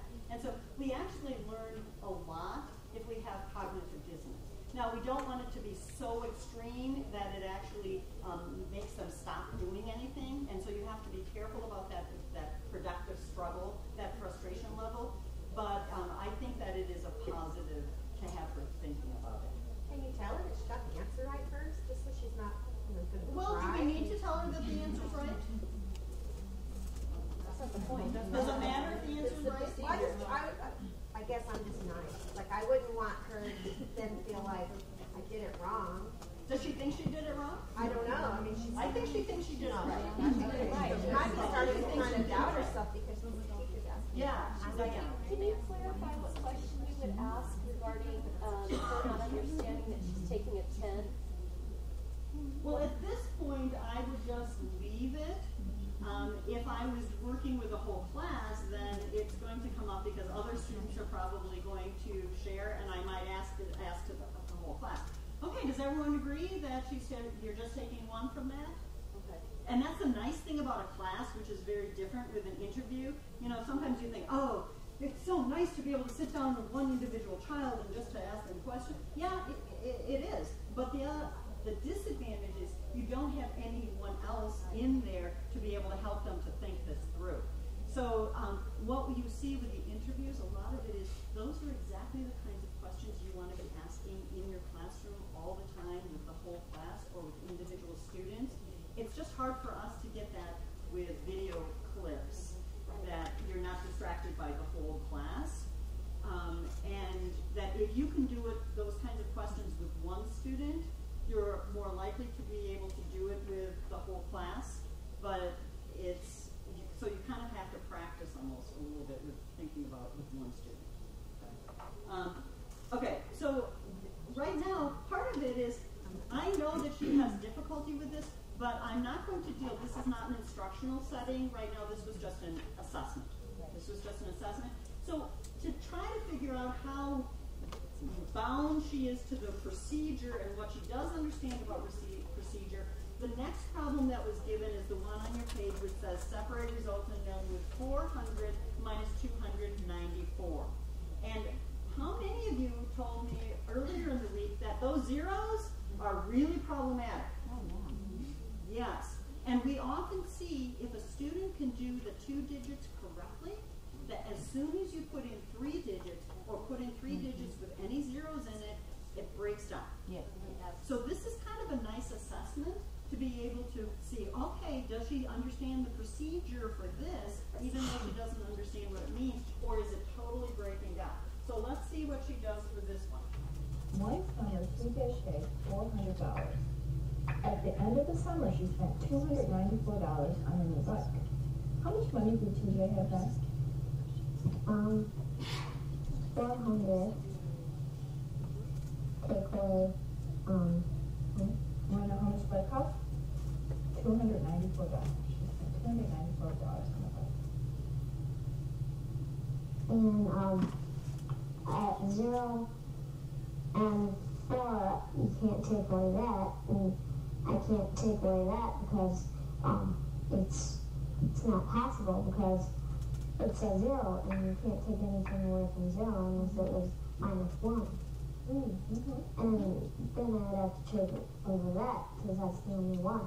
Okay. And so that's 3. And so that's 10. And 10 take away 4 is 10, 9, 8, 7, 6. So that's 6. And 0 take away 9, that's not possible either, so that's a 2. And that's a 10. And 10, that's a 1. And 2 take away 2 is 0, so that's $16. So how much money does she have left? $16. Good luck, Tracy. Just how you solve that. Okay, so she is not even going to deal with it. And as an interview, she doesn't have to. Okay, the student is not concerned about it. She thinks she did it the way she's supposed to be doing it, and so we're just going to let it go. And that is one of the things, depending on your purpose. If you are interviewing a student for an assessment, often you don't want to let them know right or wrong because it's not instruction. I interview hundreds and hundreds of kids, and I have many of them who have gotten every single answer wrong, who will go back to the classroom and I'll hear them tell the teacher, I did really well today. And it's kind of like, okay, that's okay. But, and sometimes they get it wrong, not because they don't really understand it, but just because they may have miscounted or they minor things. So remember, this is an asset model. We're looking for the things she does know. So what does she know from that problem? She does know that she can't take that 4 from the 0 as it's represented there. Okay, as it's represented there, again, that probably is a little bit of a rule, but she also was talking about -1. Yeah, so it's like they've probably been talking about some negative numbers in their class, so she has a little bit of understanding that if you take something away from a 0, it's going to be less than 1. Okay, that's kind of cool, right? Does she understand what the problem is asking? Yes. Okay. So that's a really good thing. Reasonableness of answer? No. Not so much. Not so much. And that's one of the things you can work with students on, is to think about what's a reasonable answer before they even start to solve the problem. So the next problem she's going to solve is this join, change, and known, which is 65. How many more to get to 94? So let's see what she does. What do you think she might do? Make a prediction with the people next to you. What do you think she's going to do to solve that problem? Jeannie, does she have manipulatives available to her? Yes, she does. She has manipulatives available. So she's chosen not to use them. She has chosen not to use them. Okay, so let's see what she does. Earl had a collection of 65 bird feathers. On a trip to a marsh, he found lots more feathers to put in his collection. Now he has 94 feathers in his collection. How many feathers did Earl find at the marsh?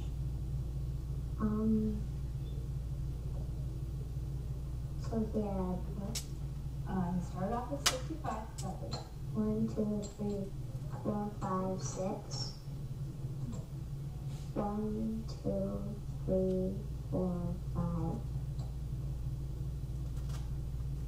And then he had how many? Well, he had 65 bird feathers. On a trip to a marsh, he found lots more, and he put them in his collection. Now he has 94. Well, I think 65, 75, 85. Well, that's my question for you. How many did he find? He ends up with 94. And 85, 86, 87, 88, 89, 90, 91, 92, 93, 94. And so the answer is 20, 21, 22, 23, 24, 25, 26, 27, 28, 29. Nice work. You just try to solve that. Okay, so now what does she know? So talk in your table groups. What does she know?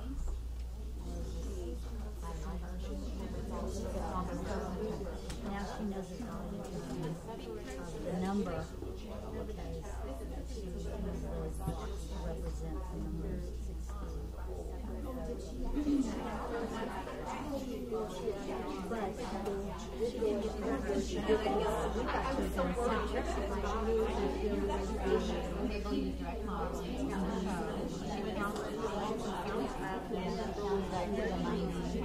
The basic algorithm, and then it flipped. She had to use them. That was a good thing.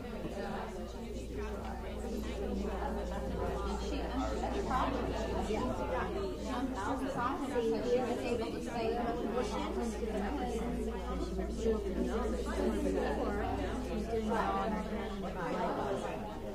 To me, it was like so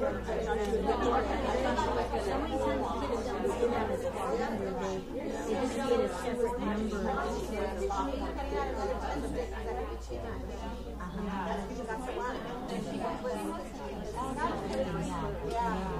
And you can see, remember that she always asked questions, so I don't know as well. When they figure out how to get it out, clearly see we had a better understanding as we talk. It wasn't because the numbers yeah, I think she had better understanding of the number. Know what to do. And that's what we have to do. We have to make sure they know what the number is. Like, what is 16? And show me with your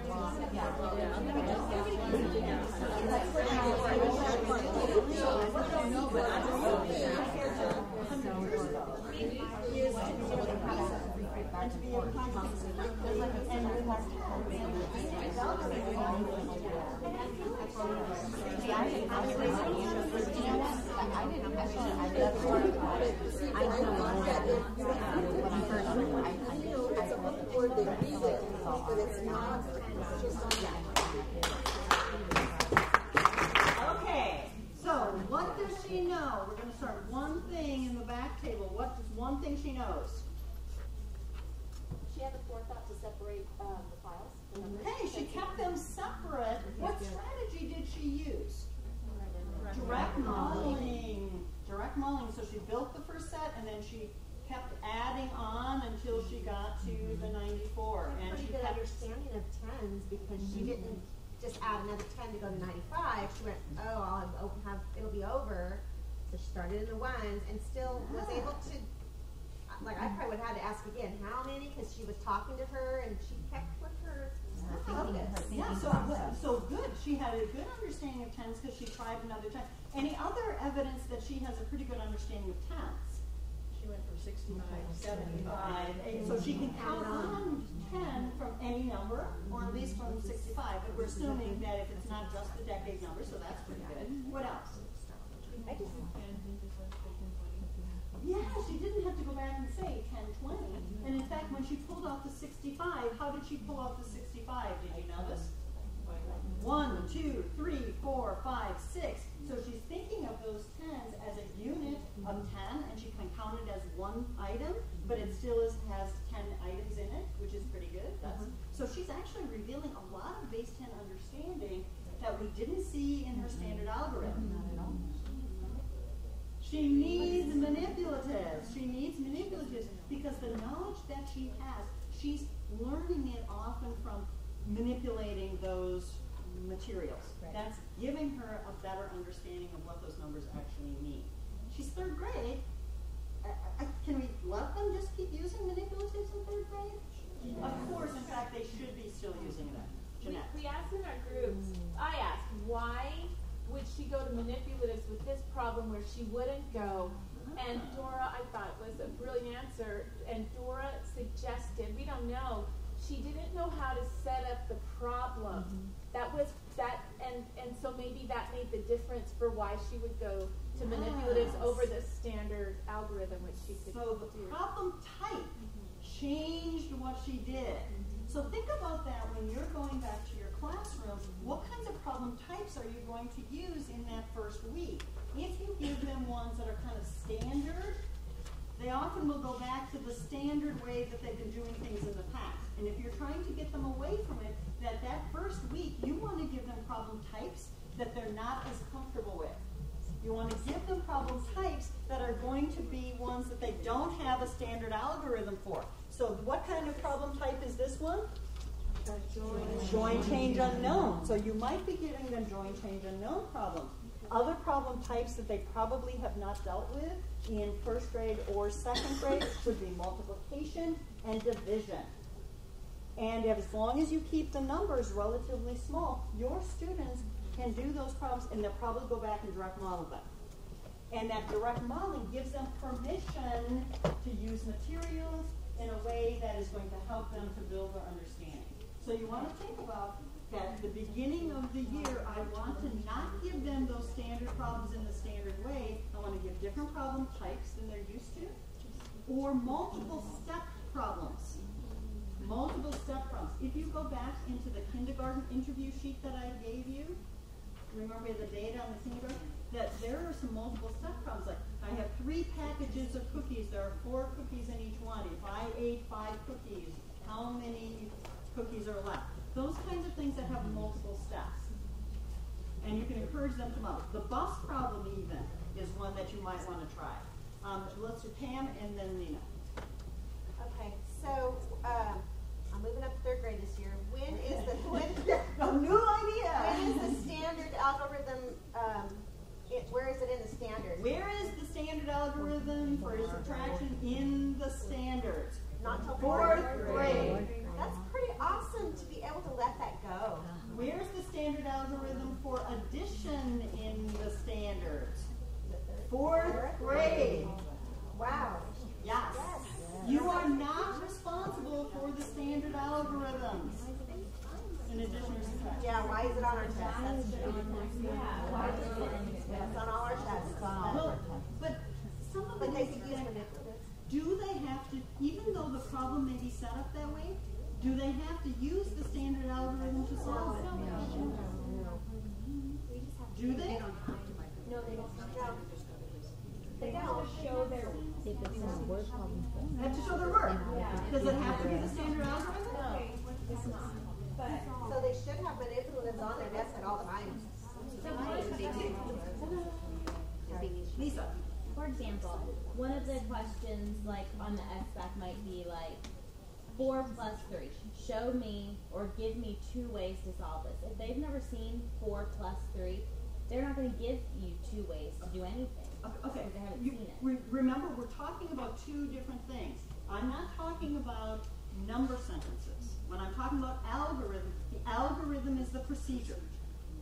The algorithm is the procedure, not a number sentence. So you want them to be able to say that 3 plus 4, you want them to say, be able to say 3 plus 4, I know what that means. That means I have 3 of something and I have 4 of something and I'm adding them together, combining that. You want to go between the word problems and number sentences. That's not an algorithm. An algorithm is the procedure. And so, right, so if I have this, the procedure is 3 plus 7 is 10. That's the algorithm. So number sentences are still very important. Number sentences, absolutely. Number sentences are essential. So it's okay for them to still write 43 plus 97. If they write 43 plus, and whether they see it this way or horizontally, they should know that it means the same thing. But what it means is I have 43 things and I'm adding 97 to them and I'm going to find the total amount. That's all they need to know. But I can solve this in multiple ways. I can say 40 plus 90 is 130, 3 plus 7 is 10, here's 140, there's my answer. I didn't use the standard algorithm. I can solve it that way, right? So don't get confused by what standard algorithm means or what an algorithm is compared to a number sentence. So is regrouping, is that using the algorithm? This is regrouping. Because that is also a 3rd grade standard. But well, I'm going to look at that because I know someone thought it was a 2nd grade standard and it is not. It is. No, it's not. On Common Core, California Common Core. No, it is not. I'll show you the standards in just a minute. I'll pull them out. I'll pull them out and show you in just a minute. Okay? It is not a standard. I'll have to look more closely at the 3rd grade, but it is not a standard for 2nd grade, right? It's not a standard. Sally and I looked at it. It's in the way you interpret it. It's your interpretation. I'll look at 3rd grade though. Just a minute. Okay. So here is Rita in 3rd grade. In 3rd grade, she is going to start in December of 3rd grade. Sorry. In December of 3rd grade, she's going to solve this problem right at the bottom. It is a part whole with the whole unknown. So is that an addition problem or a subtraction problem? Part whole with the whole unknown. Okay, addition, and these are the numbers, 223 and 344. So it's not all that challenging a problem, but she's going to solve it in 2 different ways. So what I want you to do is to listen to how she solves the problem, and I'll interpret a little bit because the sound is a little bad and you can't visually see everything. Especially the 2nd strategy, I want you to see if you can record from her description. Can you record what she's doing first? Okay, so here's the problem.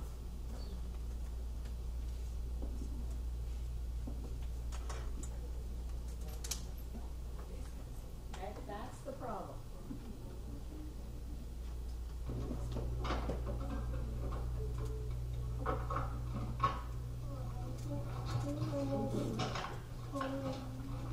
You did that fast? Oh, I thought maybe you didn't have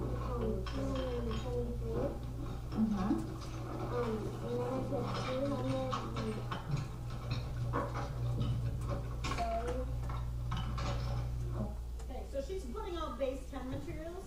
So she has the 200 and whatever it is. She has the 2 hundreds blocks and then 2 tens and 3 ones. So she's, again, we're able to see she's building numbers using the material, so that's good. And then she has 3 hundreds blocks, 4 tens, and 4 ones. 4. Okay. And then I add them all up. I took these tens.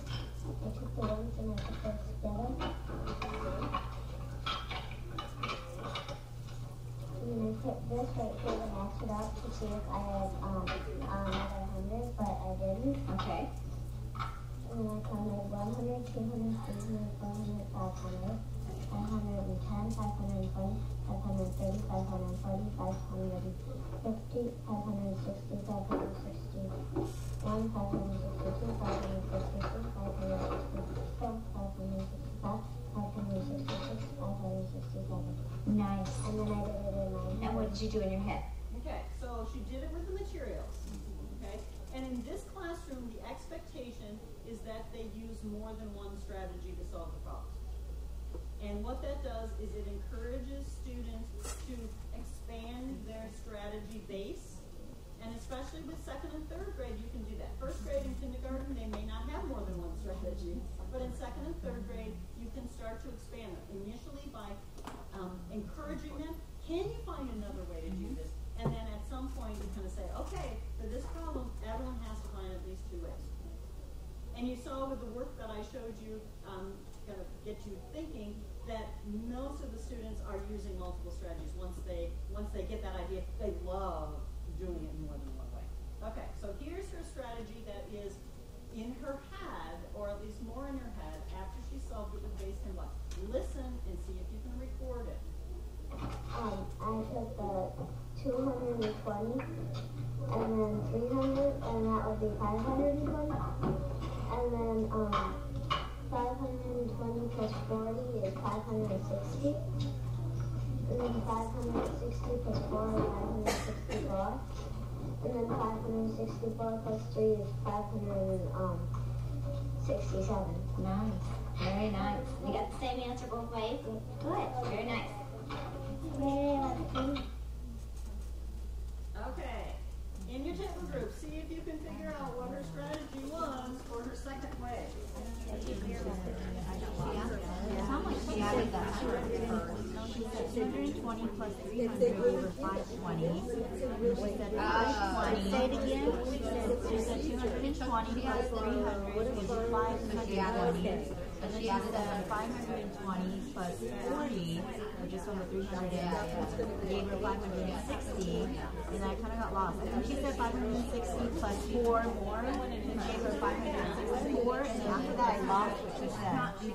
I'm assuming she's going back, oh, and then she's adding the 3, which gives her 567.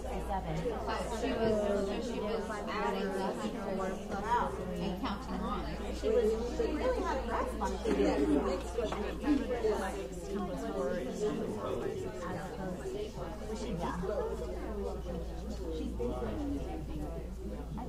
She's doing both. Because she's breaking it up and she's re-adding it back together. So she's doing additional character, which is awesome. She took it. See, I didn't know what she said with 300. Okay. From what I saw, it looked like you all figured out how she did it. So I'm going to record it up here in 2 different ways, because you want to think about how you might encourage kids to record this now, because she obviously has the way to explain it, and she may or may not have a way to record it. And we want to then, again, move. She's doing kind of what she did with her direct modeling, right? And she's transferring it into these number strategies, and so we want to help them to record it. This is that bridging. Again, I want to have you keep thinking about bridging, because she certainly understood what she was doing, right? So what number did she start with? 220. It's interesting to me that she actually started with a 220. But she's decomposing the number, and that's an easy one for her to work with, apparently. Okay, so what did she add to the 220? 300. And where did the 300 come from? From here. Okay, so she's really started kind of using this part of it so far, and then she's using this part of it so far, and she got 520. Is that a pretty easy calculation? That was easy. And then what did she do? She added the 40 from here, and was that a pretty easy calculation? Yes. Are those all things you can really do in your head? Okay, and then what did she do? She added 4 more. And then what did she do?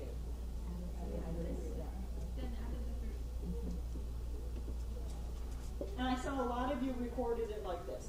And this looks kind of standard algorithm-y like.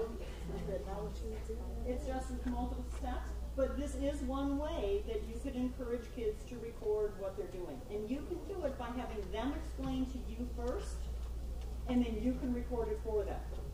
So that is one of the ways you might want to record it and help them to bridge from concrete to abstract. So let me show another way. So the other way is to do it horizontally. And I don't know if anyone did it horizontally with arrows. So she said 220 plus 300 is 520. Plus 40, and then if I could keep going I would, but I can't, is 560. Plus 4 is 564. Plus 3 is 567. So this is another way I could record it. Now, if I recorded it like this,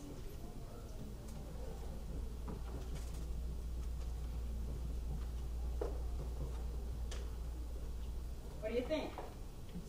Can I record it like this? No. No, why not? Because they're not equal. They're not equal.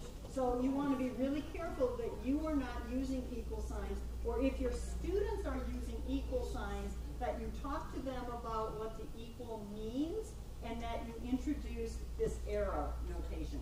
And one of the things I like about the arrow notation is that if students use an equal sign, I can just put the arrow on it, and I don't have to have them erasing it, and so that's kind of a nice way to do that, okay?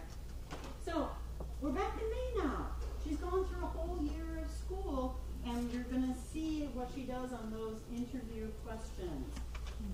Okay, now we're going to see the join result unknown problem also, which we didn't see the first time, but it's pretty quick. So what I want you to do is record what she did in May.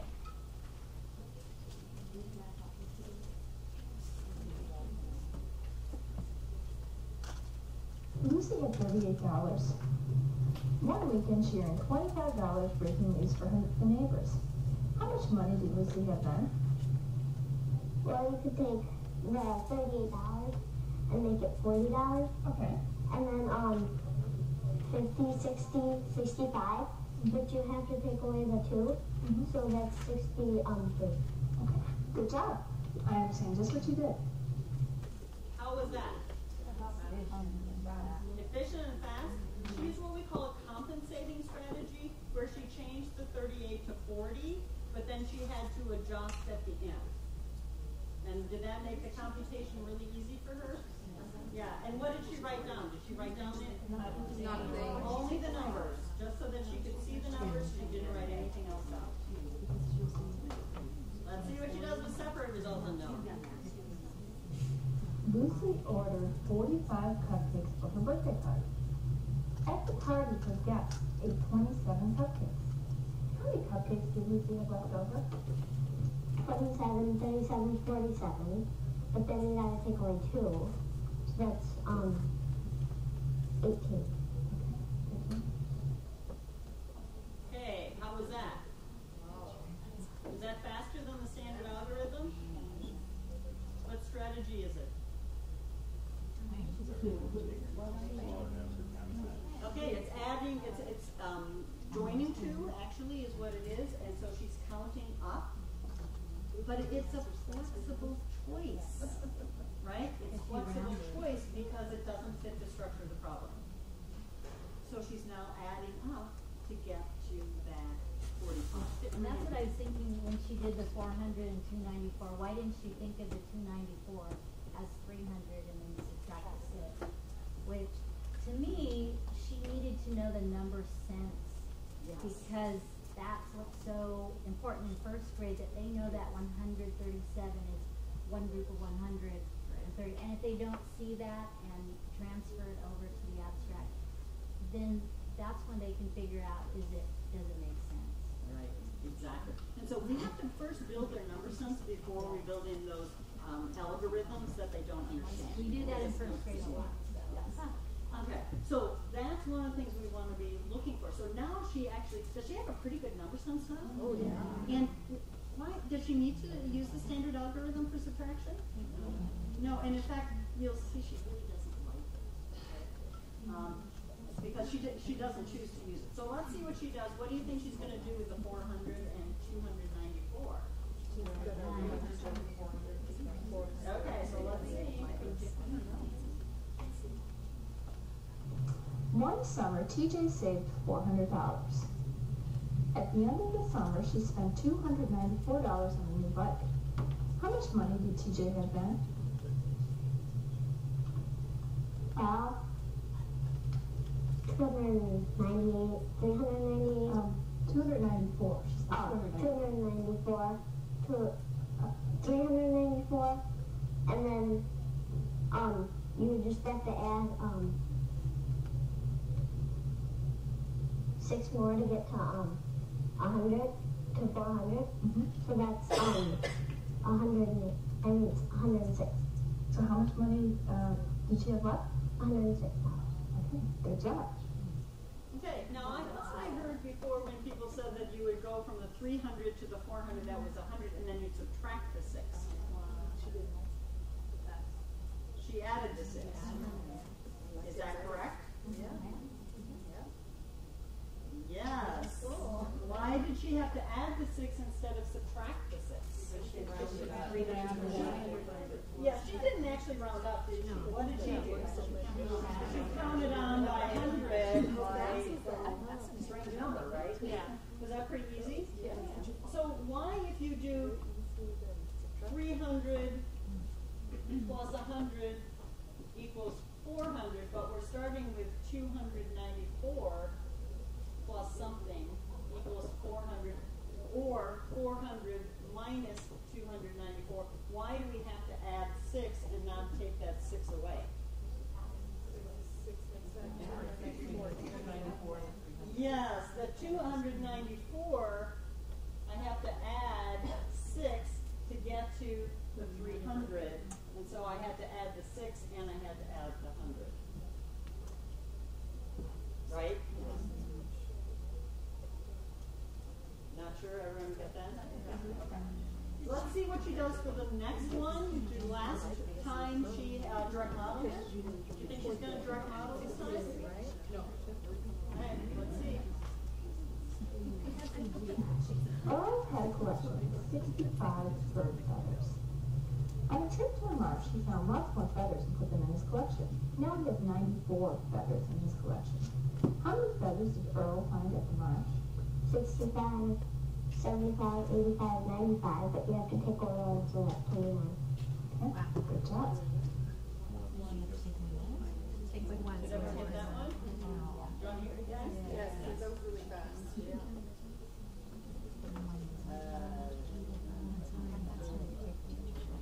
Yeah,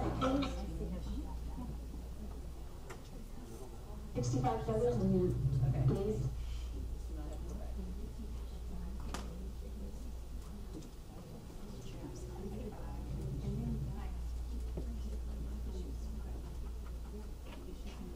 Okay. Just as fast as the others. So here she is. That's good to know. Earl had a collection of 65 bird feathers. On a trip to the marsh, he found lots more feathers and put them in his collection. Now he has 94 feathers in his collection. How many feathers did Earl find at the marsh? 65, 75, 85, 95, but you have to take oil, so that's 29. Okay, good job. Okay, everyone follow that now? So she's keeping track of the 10s on her fingers. She knew that was 30, but she had to go back one. Nice? Yes. Is that what you want your students to be able to do? Yes. Okay. So I'm going to take you back to the questions I have. So here are the questions. What mathematics understanding is revealed in Rita's strategies? We talked about what we knew from the beginning. What do you know now? How does her understanding change over time? And what role does instruction play? So what happened to get her at the beginning of the year to have that standard algorithm but not really understanding it? What instruction did she have in second grade? And what instruction in third grade changed her understanding? So talk in your table groups. Okay, she came from my class.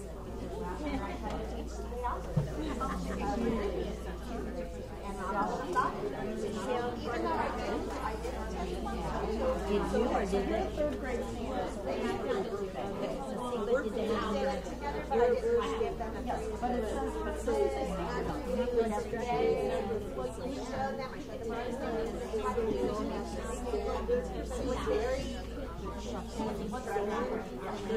when I did it at the station, and I always had a math one, and I always said use your 10s and your 1s.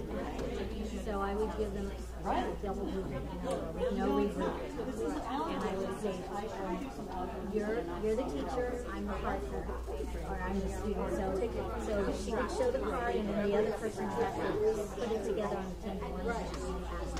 But that's gave them a good understanding what they were having. No, I'm just saying that that's what he did, so that they would know that that was the need. And then now you know how to see, you know how to see with the raw representative and also I remember seeing your guys' test or the first. How many did you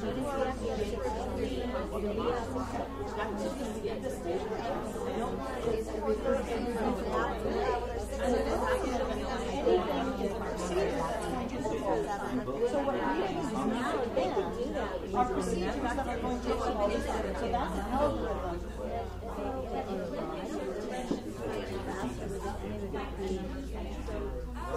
We need to do it in second grade. Is that what you No, I don't want them to. I don't want them to see that. Well, yeah, they have to know numbers and back.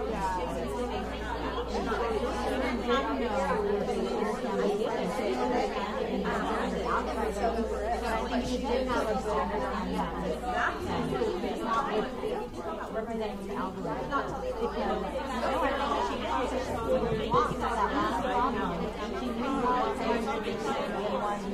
She didn't know how to represent the algorithm, but I think she already had that understanding of the person. I think so. In that last one, she didn't understand it in the algorithm, what it represents there, but to be able to pull that and direct it out of that other one, direct model it. She didn't know it.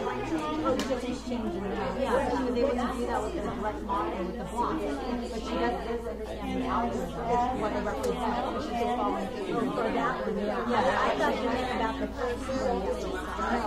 No, I'm saying she doesn't understand the algorithm. Is it important to teach an algorithm?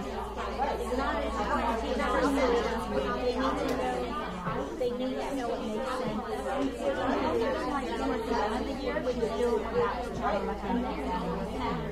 And I felt like that's what was I'll get which is all how we learn. But I wanted to I like what you mentioned about the group. I think about like the sentences like one problem right. And that's because it's traditional. And both they do and there was two and then you get to see how they do it. And then again, you're showing the number sentence first rather than hearing because they don't have to develop an understanding because you don't want the word problems, that's all they gave was audit work. I don't know. That's how I did it. That's how they figured it out. So there were cards, and they each had cards, as feature cards, and I would say, okay, 37 plus 42, and then the other child had to set it all in math, 42, and add it together, and give the answer. They always wanted to write it, and I said, no, I'm not going to write it, I'm going to say it. And that meant that, you know, they really did have to. Right, that's on textbook, but have you actually asked them? Then you have one that went 1, 2, 3, 4, 5, 6, 7. Or they would say it was, if it was 77, they would count the ones as a 10. That's why I always have them flash. And I remember those beans on the box. I ordered 5 and I did it last week. And then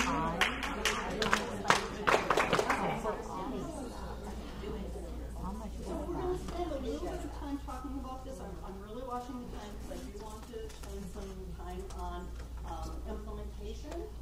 But one of the things I also want to get to next is this idea of other strategies for solving these problems that are not the standard algorithm. Because that's a real issue. And we've been talking about it over here, that many of us don't have these strategies except the standard algorithm.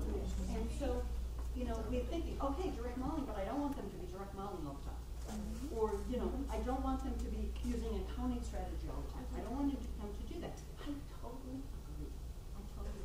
But we want to build number sense.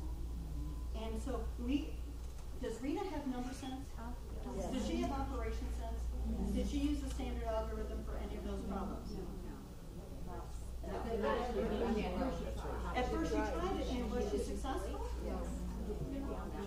She didn't really understand that. The thing with teaching the standard algorithm too early is that we don't help them develop number sense. Because they learn the rules and procedures, and they do. And many of the times they'll think, but they do get it. They're able to solve the problems that way. But we're seeing it later and later and later that it doesn't transfer. And I've even done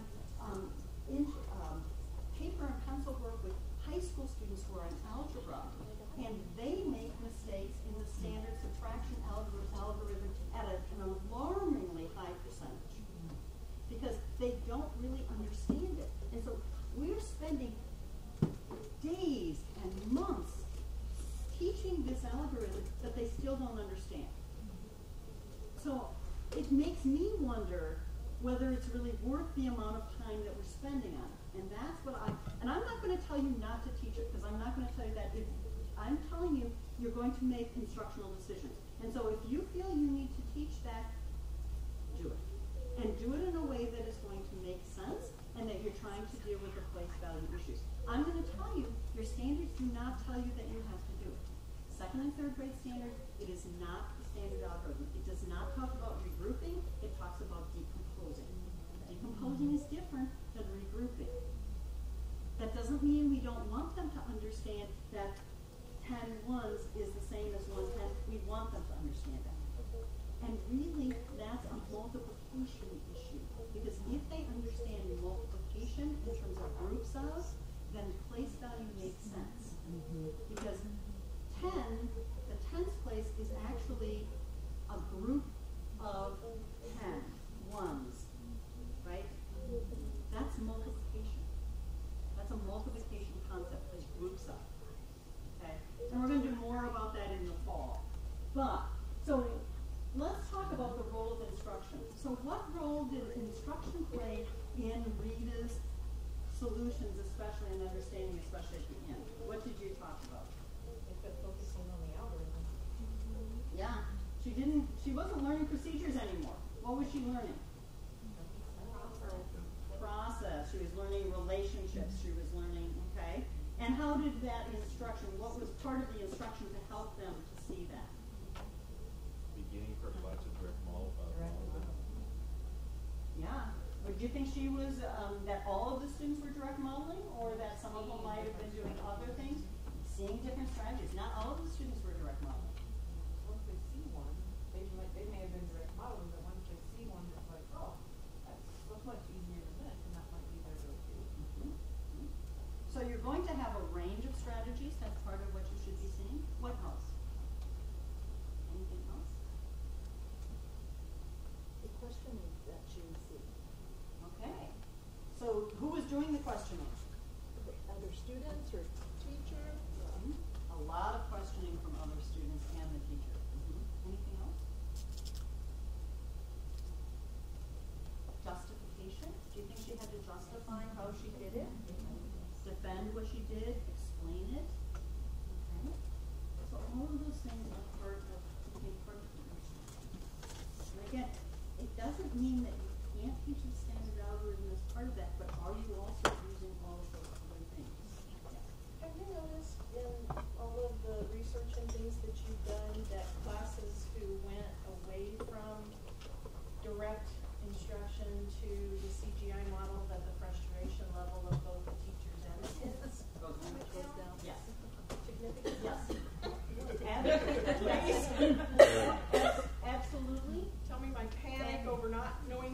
this is going to be. Yes, the frustration level of what they're finding in a lot of the classrooms, especially in the second and third grade, where you get kids who will immediately give up because they don't know what to do, that they don't have that anymore.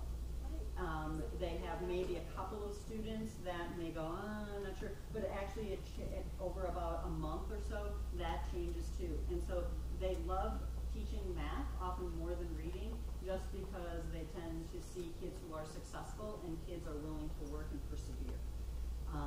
And so they do see that. And the other thing is that because kids are more successful, you have a huge number who get the huge number that gets the right answer, even though they don't have more sophisticated strategies. Where what you have in a lot of more traditional kinds of approaches is that there are you have kind of the haves and the have-nots. So you have those kids who are constantly getting it right and those who are constantly getting it wrong. And in the CGI classrooms, you don't see that. What you see is that most of the students are getting it right most of the time, and that they're just using more or less sophisticated strategies. Yeah, Diana, you had a comment or question. We were having a conversation. We were wondering, at any point, do you ever give them the right answer? And my thinking is no, because it's part of the process of letting them figure it out. And then the other question that we had was, with Common Core, there's been this big push for them to write about their thinking. Is that ever part of this? Oh, sure. And, sure. And there's yes, you may give them the right answer. I mean, again, you want to make sure what is your philosophy, what is important to you. Personally, I try not to give right answers as much as possible because I think that at least not until they've all decided what is the right answer, I'm giving it to the students to determine. Because if you have multiple answers, it's kind of nice to say, oh, we have this answer and this answer and this answer, and what it does is it creates an climate that they have to justify, and it's kind of a natural process then, because they don't know which is right or wrong. And if they don't know what's right or wrong, then they still can be positive about their own answer, and they have to justify it. Once I start to give an answer, everyone who didn't get that answer shuts down. Right, all learning stops. Right. So my preference, again, is not to give answers until I feel I need to. But there are times if you have a student who's kind of struggling. So Melissa is struggling a little bit, and oh my gosh, and that she solves it correctly, and I'm starting to ask her questions, and she's kind of looking at me like, then I might say, oh, you know what? That is great. You got the right answer. Just let's talk about what you did, because I want to know. So there are times like that. Absolutely, there are times like that. This is an instructional decision. You're dealing with both the emotional and social well-being of your students as well as the academic. And you know your students better than anyone else, and so you're going to make those appropriate decisions. So there's not a right or wrong way to do it. It may be very dependent on the situation and your purpose. Okay? What else? Yeah. I was just thinking how funny it is the learning styles too, and just how it's got to increase engagement of like students who typically are very, high energy, kinetic, need to move around. Like this would be right up their alley. Right. I'm thinking of every kind of kid, and even like there's weird areas where the shy little munchkin can kind of blossom, and then there's areas where that little mover is being taken care of, and it just seems like overall your classroom management would end up becoming something that it's so much more engaging if you're naturally going to just be more on task than if it's just bookwork and right. But again, you have to feel comfortable with what you're doing. Of course. And so different teachers are going to be at different stages and implement in different ways. And remember, I'm okay with that. I'm okay with that. So you want to take what you can and what makes sense to you and use it. And if you're not comfortable with it, you're not going to feel good about your teaching. Okay? But one of the things that may help is to expand your repertoire of strategies. So I'm going to try to help expand your repertoire of strategies. But you need to stand up, move around. You may want to sit in a different place. I'm going to give you 10 minutes. So get up, remember we're going to be quiet. There'll be really quiet.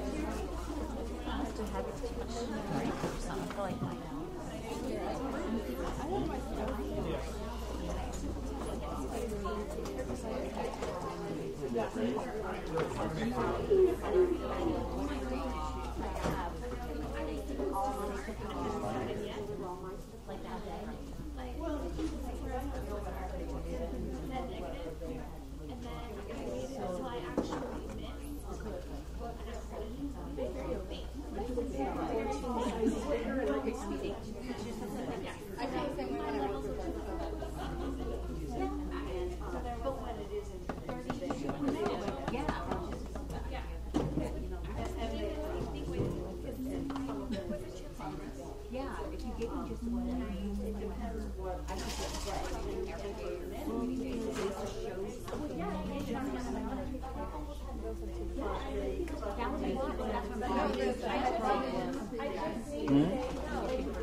Did you write that down?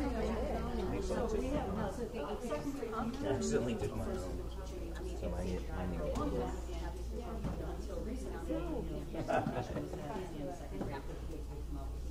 I'm just in there thinking. But at the end of the year, she would say, okay, so this is what you're going to see in your parents. And it would say, well, why don't you just teach it first? And then it's easy. Because my first paper is I'm waiting for the well, when I bench, oh yeah, I'm so sorry. I'll bench right now. So I didn't get it. Yeah, no, I'll get gum.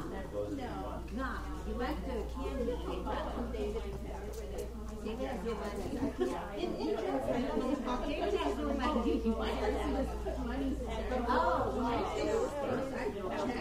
once I got a $50 bill to my phone, I go, where'd you get that? It was a good idea. Touch me. No, seriously, David has no money.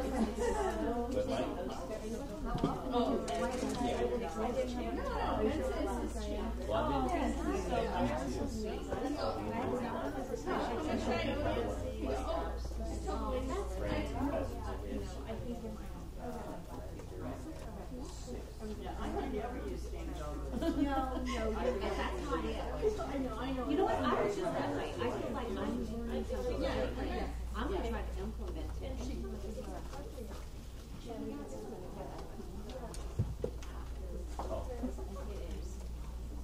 They might have ended up way down there.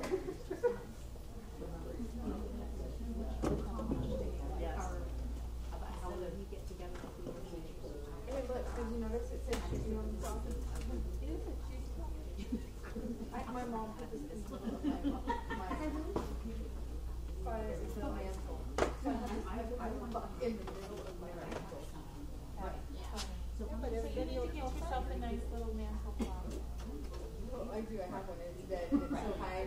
We have wood. My dad made me a mantle clock for my dad. And he passed away a while ago. Well, she says, and she justified it with saying, well, your son really needs to know what time you go to school.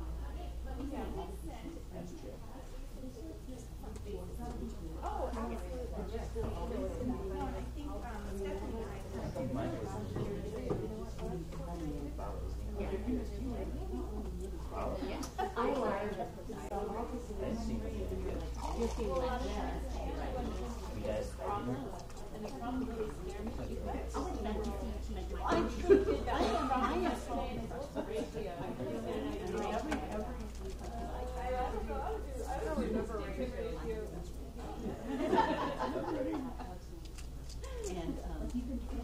I can solve it faster than the kids that we have. I'm not surprised. Don't you love it when you ask a kid an answer and they say,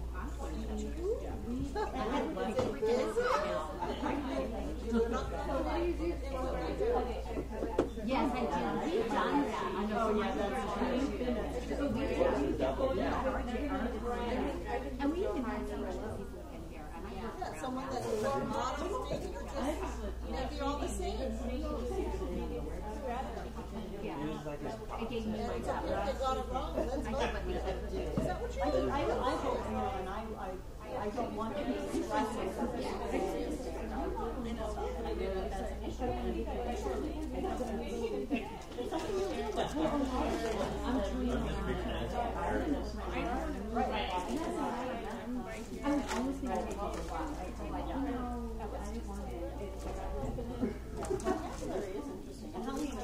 Because, you know, I'll go in second and third grade, because the standard it's just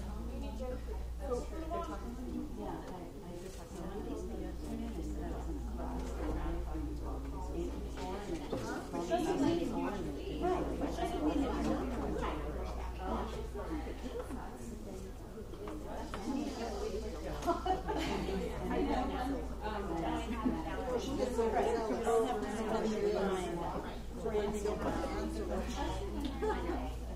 I need it.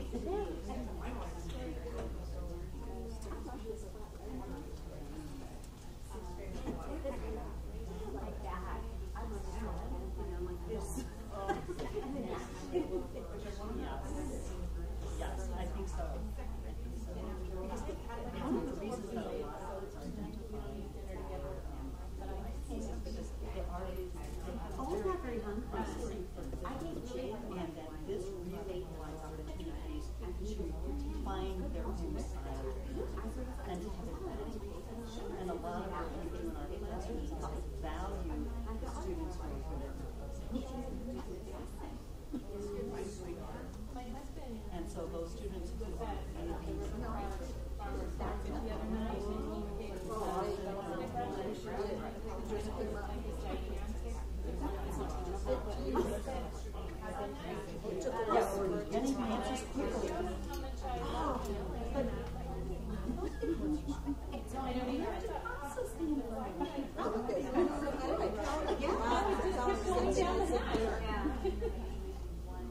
I know, it's like, and then just the next day we have it, next week we have it, and then every day after that. This is that letting board for my break. Yeah, we're on the launch pad. I know. Getting ready to roll that The zillion implicit charts are the asked because I feel like I'm looking more than I do. Yeah, for lunch. She's doing there.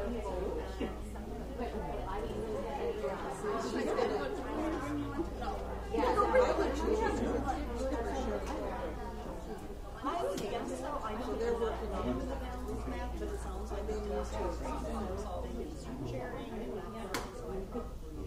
Yeah, it probably It's all YouTube stuff that she did. How many people are in there? 7.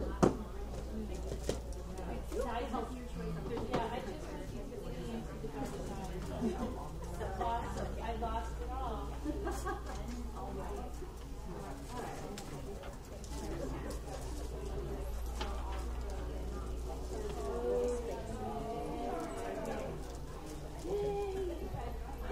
I was wanting to get to this. I was wishing to do this. I was so wanting to get to this. Where did you see this? Oh no, I was just thinking, no, I just misunderstood. I saw the tents and the ones that we could do place value. Talk about place value Well, place value will be part of this. Okay, that is the topic that I Base think time strategy is part of this. that's what I was wanting to know. And then maybe you could give a word of like development. Because you never know. We're talking about base and what's a good place for that instruction? In our book, in the book, it's just kids like a massive stream for the fire hose at the beginning of the year, and it's just the kids are going to know all about place value for the rest of the year. Which they know. What's that? I know, I won't. Oh no, that was a secret.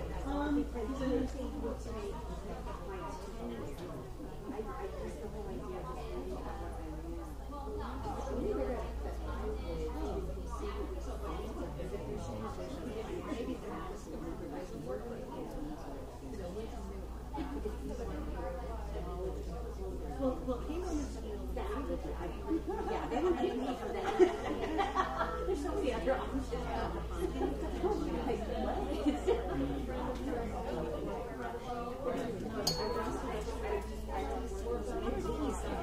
So I just had one. They're really good. The one I had was that one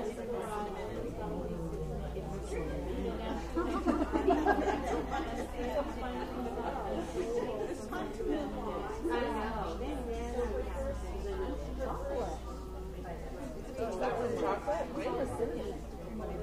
Oh, they didn't have all of them. I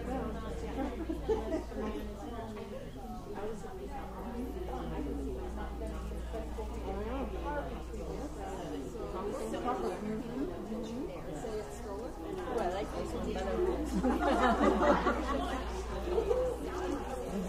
I'm not sure yet. I probably won't see her till Monday. Just, I think she's in Dublin right now. Anytime, and I'm like,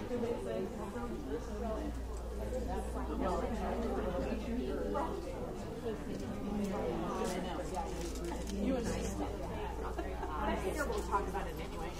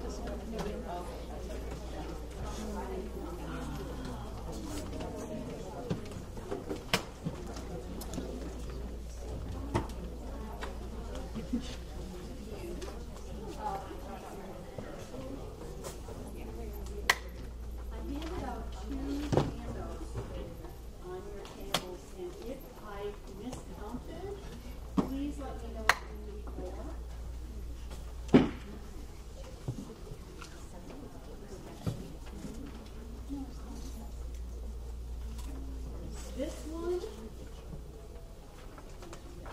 we're going to talk about in terms of goal strategy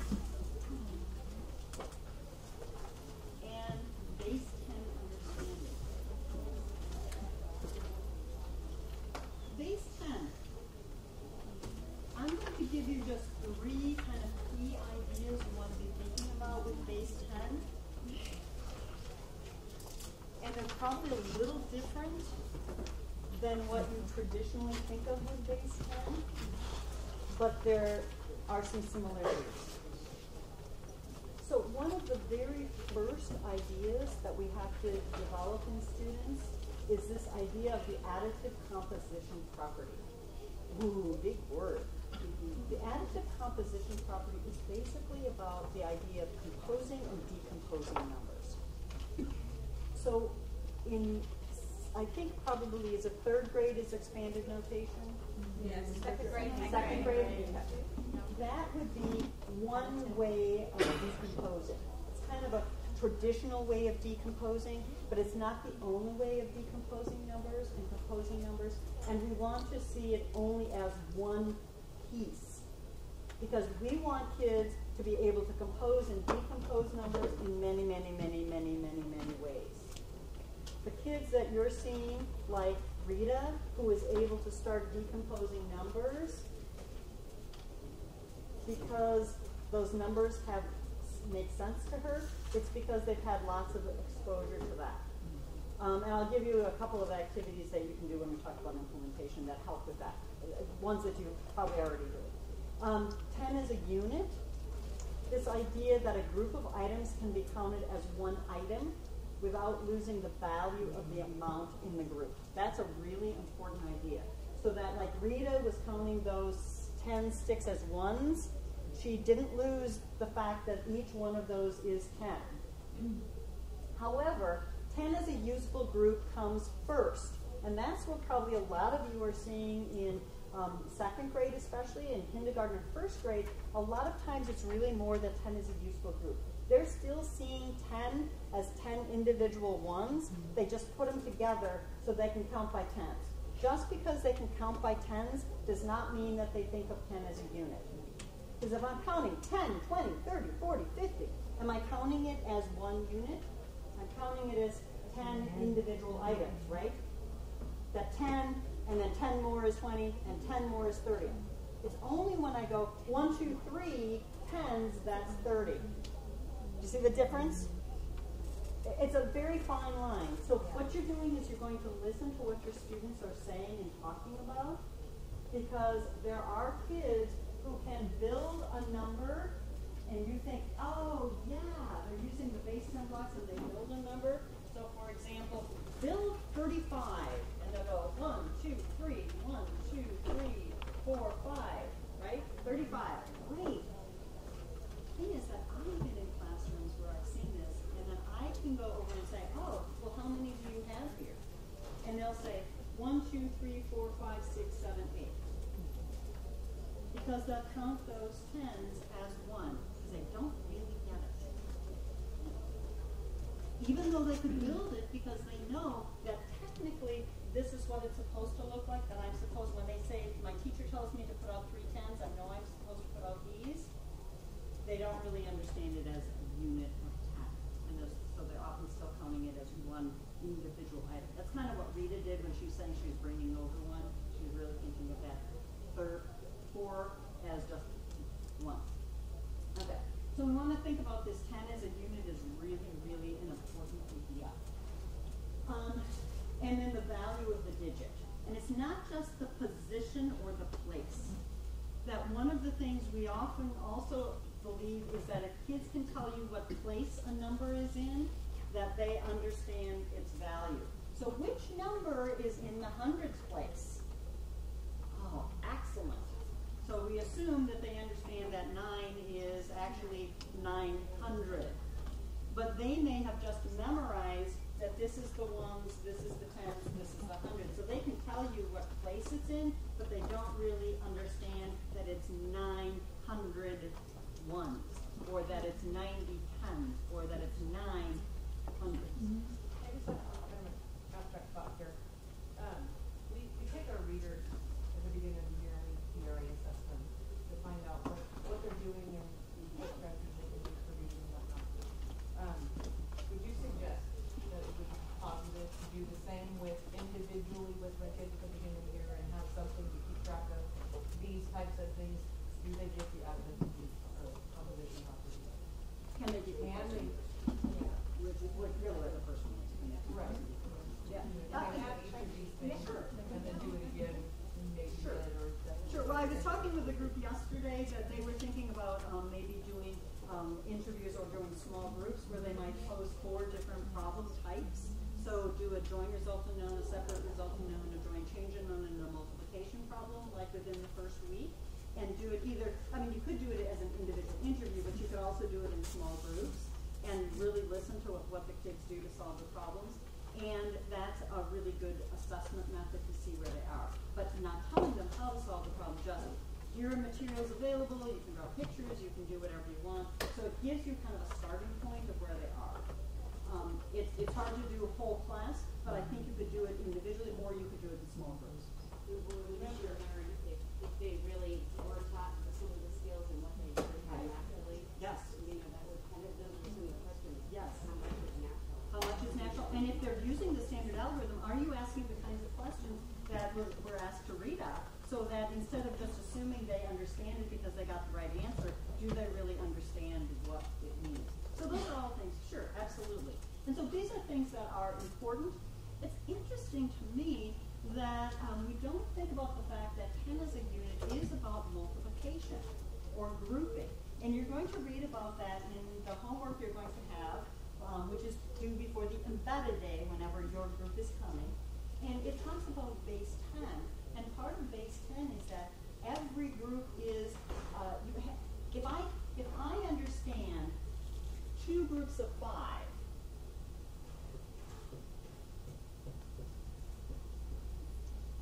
so if I understand these 2 groups of 5, I can talk about this as one group, but in that one group there are multiple items, and in the second group there are multiple items. So even if it's not tens, if I'm thinking about it as groups of with items in it, which is multiplication, right?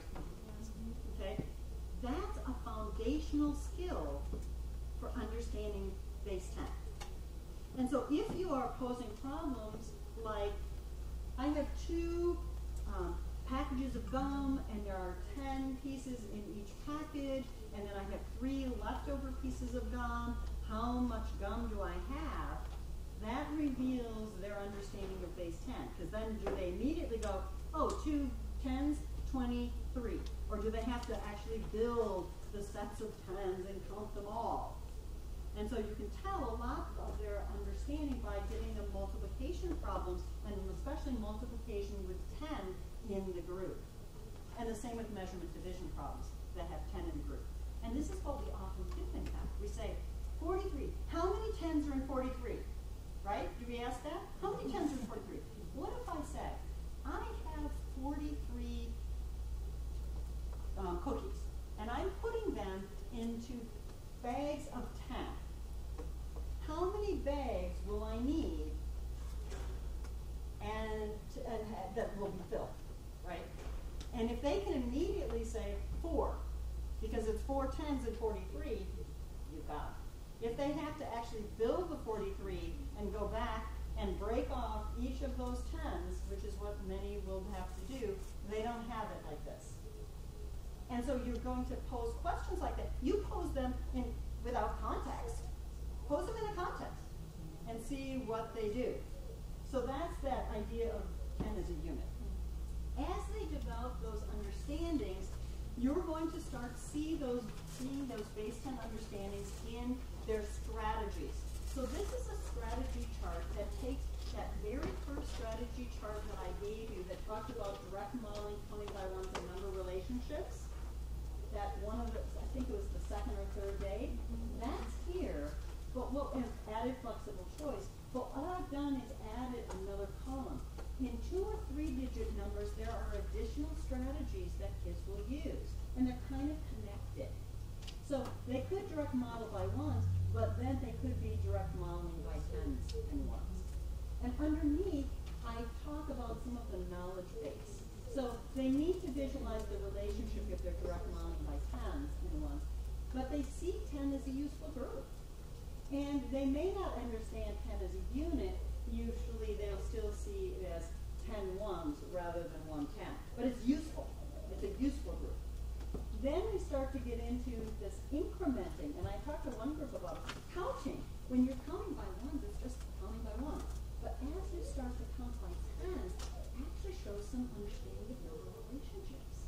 And so you're starting to decompose numbers, and you can use that 10s to count. So Rita was counting by 10s in some of her strategies. So 24 plus 15, for example, the student might go 24 plus 10 for the 15. They decompose the 15 into 10 and 5. That's 34. Now I just need to add the 34 plus the 5 to get to the 39. They're keeping a running total, and they're adding in different ways, or subtraction. Combining the same units, they decompose the numbers, but they operate on 10s and 1s separately, and then they combine it. So they may conceptualize 10 as a unit. And this is starting to use more and more number relationships. And then we have this idea of flexible choice, where compensating, where Rita used compensating, where she changed the number. She actually changed the number and then adjusted. So what you're going to see is they're starting to break numbers apart and put them back together in other ways. In your standards, where it talks about being able to solve problems using place value strategies and properties of operations, these are the kinds of things they're talking about. They're not necessarily talking about the regrouping strategies. They're talking about being able to decompose and put numbers together in different ways. So what we're going to see is we're going to see some examples of students solving these problems. And I was going to have you solve a lot of them. We don't have a lot of time. So right now I'm going to just show you some examples just so you see some possibilities. So here's the page. And those are the students we're going to look at. You've seen direct modeling enough, so I'm not going to do the direct modeling ones. Okay? Does that you feel like you can? Direct modeling is pretty easy. Okay. So we're going to start with the incrementing strategies. Let me get my cheat sheet. So I have to know where the other are. Okay. Oh, and in fact, I have to change my DVD. So you have a moment. Look these over and see if you can think about incrementing or combining like in a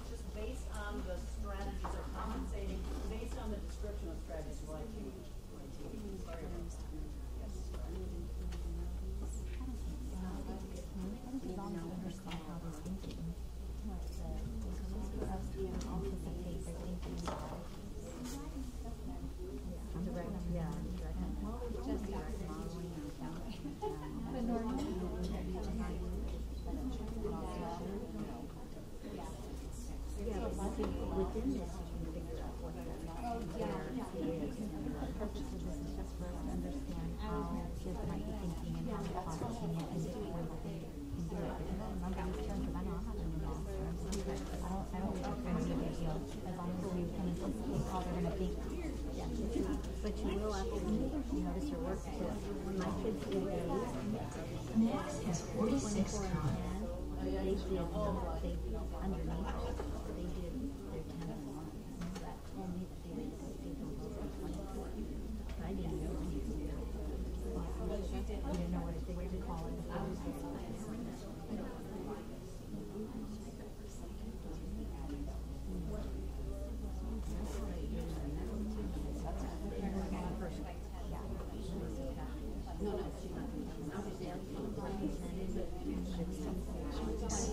I'm sure things are using Did you do was it much easier for you to do it? Yeah.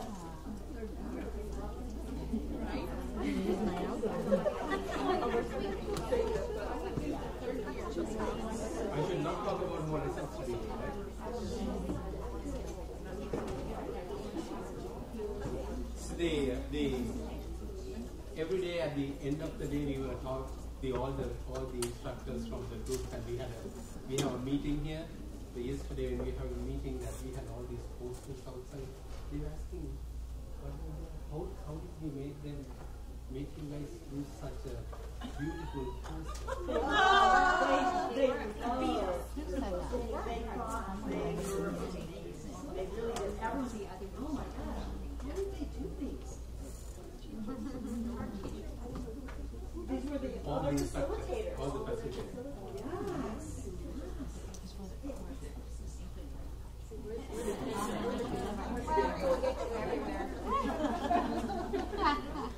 Okay, so what we wanted to next hour and 15 minutes to get started in our lesson study process, starting choosing your goals. So if you are going back of what we did so far, we chose our goals, roles, right? So each person knows where you are in their role. So we developed those group norms. So everybody have a list of group norms that you have. And then we developed our research team. So each group has a research team that you have. So so the next part that we are going to talk about is what to consider when choosing the topic. Actually, before we get here, I wanted to show you something. Do you want them in their cohort groups? Because right now they are. Yes, we need. Yes.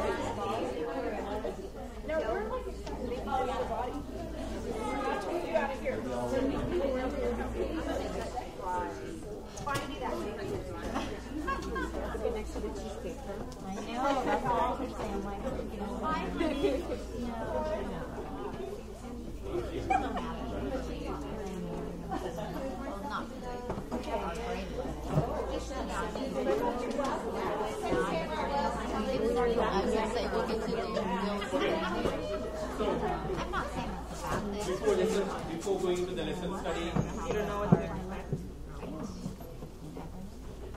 Let me explain this part very quickly. So all the stuff that you needed right now is in the Google Drive. So when you go to the CAMP the Google Drive that you have created. So you have this is a 2-3 group. So under the 2-3 group, you will have a lesson study resources, model with mathematics resources, and the student thinking resources there. Then there are small documents for the other stuff that you. So if you go into the lesson study resources in your Google Drive, the PowerPoint, the things that I've been showing you in the PowerPoint, including what I have today, is already there. Then different things that we will be talking about these things. The standard of mathematical practices we talked about earlier.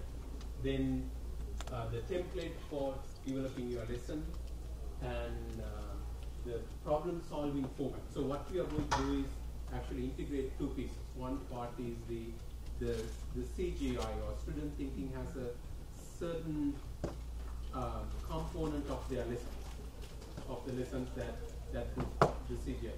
Then when we are developing the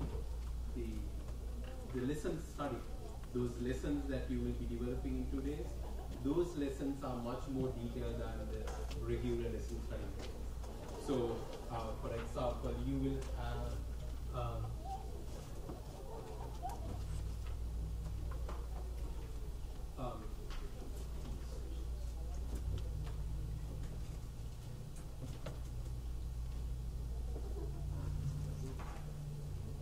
so the lesson is starting with explaining your members and your title and the lesson research team, and all those things are there.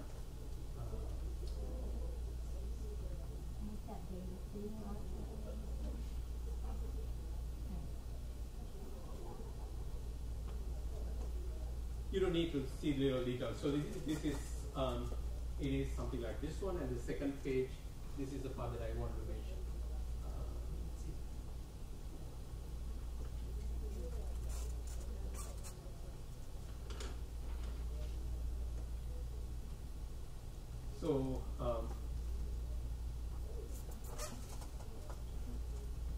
So you will be thinking about student learning activities and anticipated student responses, and the points that you have to think about in those activities. So each day, actually, there is one more column in the one that I gave you in the Dropbox on the Google Drive. It has a column in the very front. How long do you expect it to be? So the anticipated, like a timeline in the very front. So you'll have to plan all these things in your developing the lesson. What are the things that, what questions you are going to ask? What are your anticipated student response? So it's very detailed lesson. Very similar to the one in the back of your textbook. Also, there are 2 sample lesson plans that you have. And then finally, what kind of data that you are going to collect, and all this information is also in the lesson. Then what I mentioned about the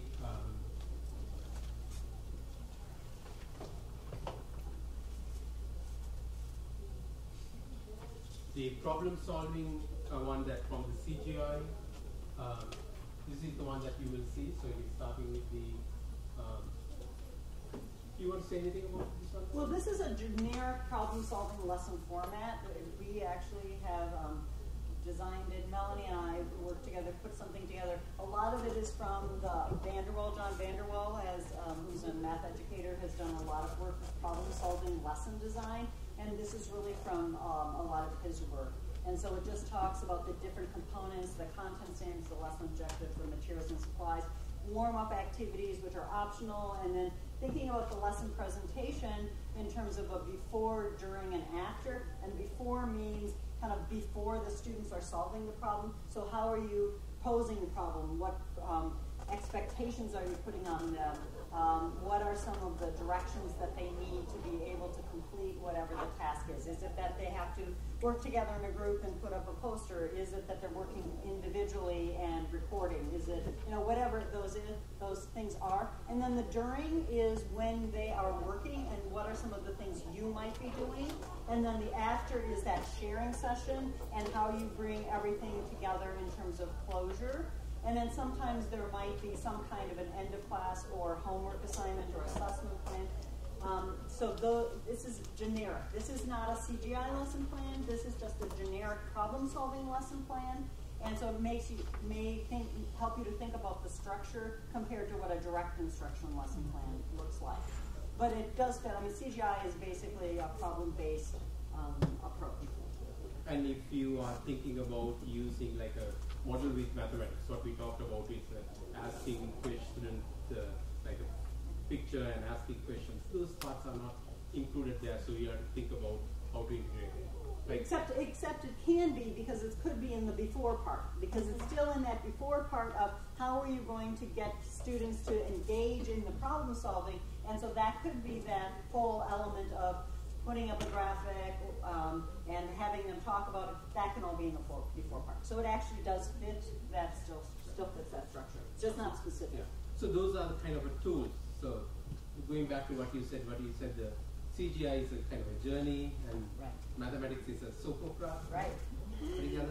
So you can say that like a mathematical modeling is like a tool, and then lesson studies, how we get there, right? How we go through that journey. So those are the different pieces. So in addition to this one, I will pass this thing to you about I hope you read that chapter 5 about I gave you yesterday about what you do during the research lesson. I will pass this on, and I will give you a few minutes for you to ask me questions before we go into the next piece. Questions from the reading.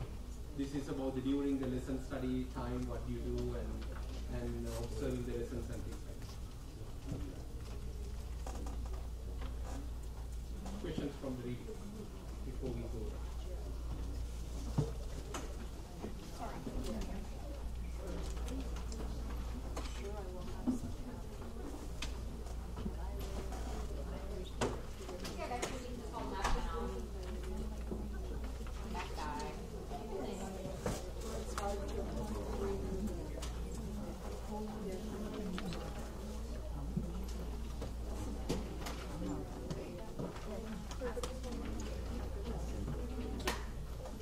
So make sure that you put this one into your folder, because when you are planning to teach your lessons, this is a very useful one. Whoever the facilitator coming to, whoever the person coming from either Fresno State or county office, remind them about this one.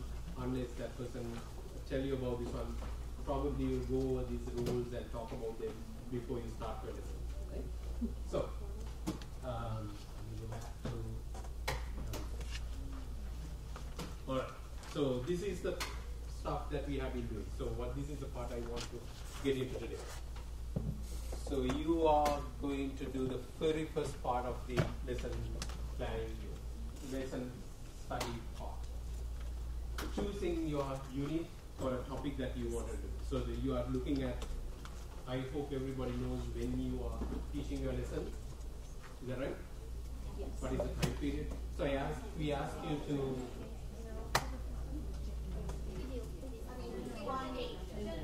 in general. The date. Date. Yes. Correct. Oh, is it on the paper they gave us? For the second semester, right? Yes. Correct. You're going to need to do that. So in your reading part that we talked about, when you're choosing the unit, in your case actually, there are two things dictate you. One thing is the district you know when you are teaching. The other thing is you have kind of a pacing guide, you have a ballpark idea, these are the content area that you are teaching. So in one sense, you already have some idea about your unit and the topic. But most of the time, lesson study groups do not have these ideas. They can choose anything they want to do in the second year and so on. It might be a little bit different. So it might be worthwhile to talk about this thing a little bit. When you are choosing a unit, oftentimes people choose their unit based on difficulty part. For example, if there is a content area that you have a hard time teaching, every year you do this one and you are not ready, you feel you are not successful, then that is a good topic to choose as your unit, because then you guys can put all your energy into developing that unit. If the teachers find it difficult to teach, then you can choose it as a topic too. And if there's something new, in the previous year it was not in the standards or curriculum, and this year it appears, and then you need to learn about how to do that one. And a lot of times teachers do use that as your topic. So these are the three main things. These are some of the pieces that I have seen. Another one,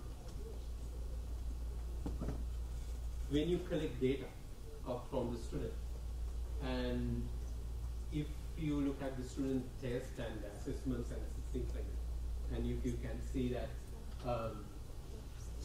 you look at those data and see, this is the area I need help with the area, and then you choose that area.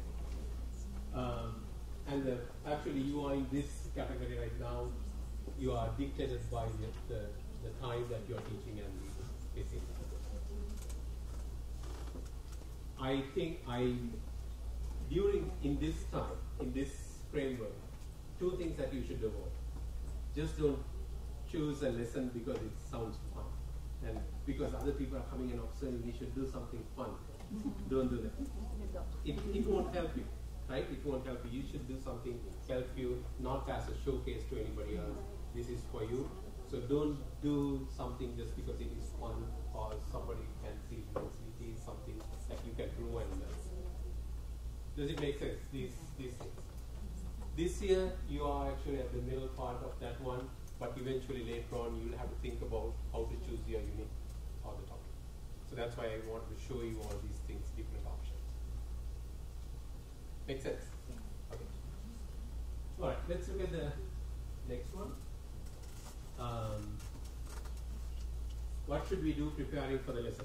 So now you are, the next minute I will ask you to talk in your group and think about what are you doing teaching your unit at that particular time. But the next part is I want you to think about yourself, what should we do when preparing for the lesson? So these are few of the things that you need to consider.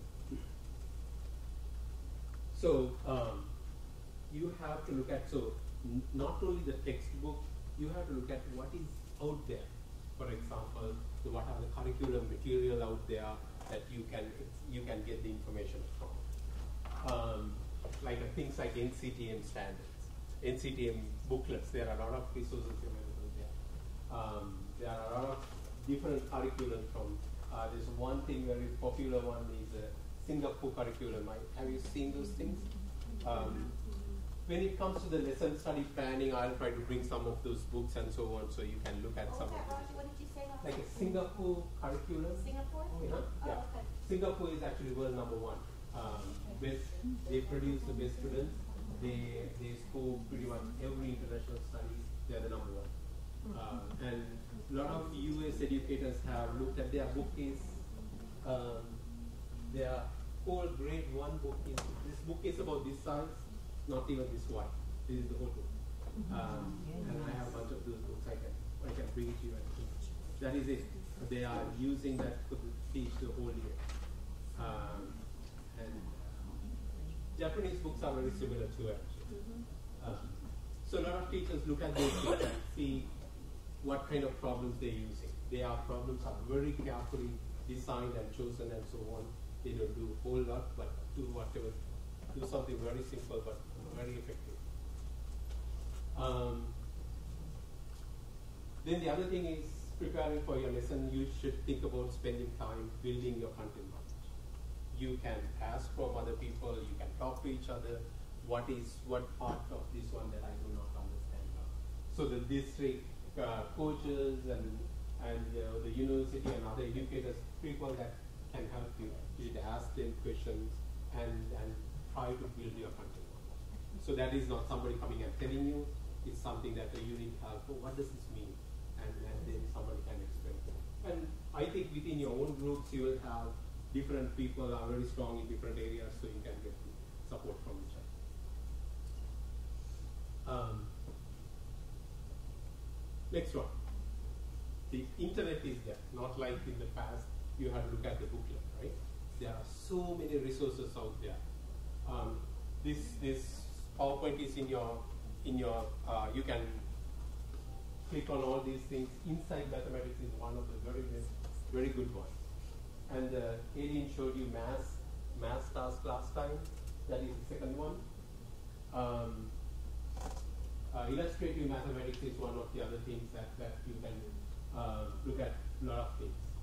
This is a very recent, getting a lot of popular. It's called open middle problems. It has the problems from kindergarten all the way to high school level problems. It's called open middle problems. You can look at them, and they are increasingly getting popular also.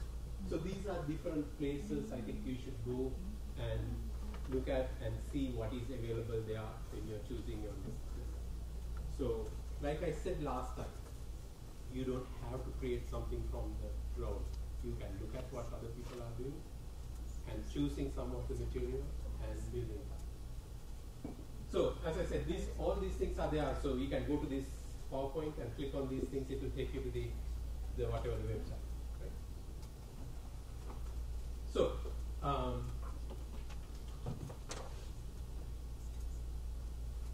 So let's stop there.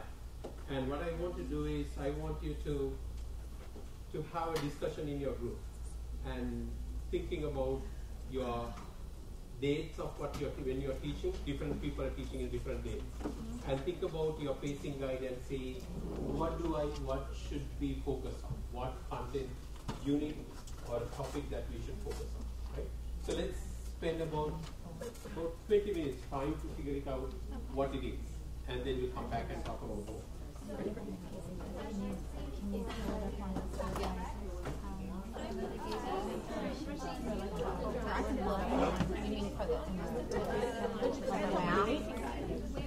Just the date? Yeah. Tom Google, right? Yeah, that's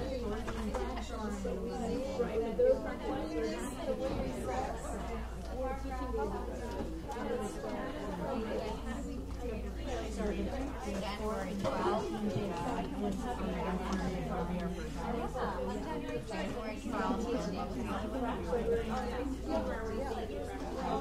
February 9th are the two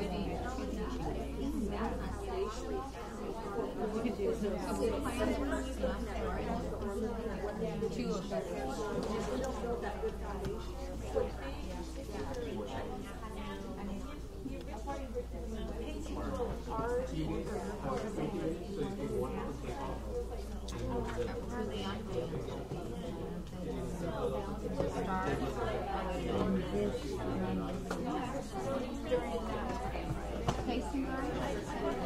Oh, second line, here we go.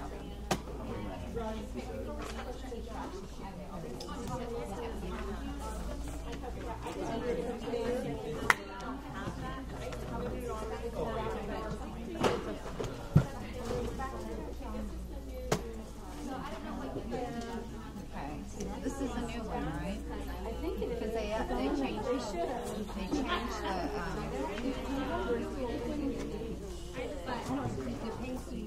there's a date on it that says like updated at the bottom. No, but there is a different one from last year. I don't know what it is. I would assume they would have taken the other one. Okay, because I know that they put. Because they put the. Does it look different? I think they put 2-digit subtraction and 3-digit subtraction together. So look at here at the end of the first one.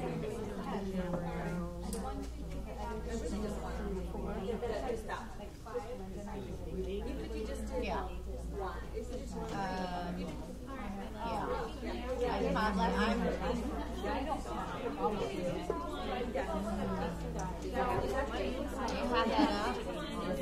I was going to say.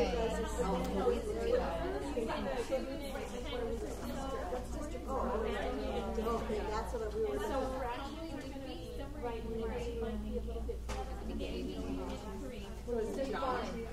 So we may be moving into June. Fractions as word problems. Yeah.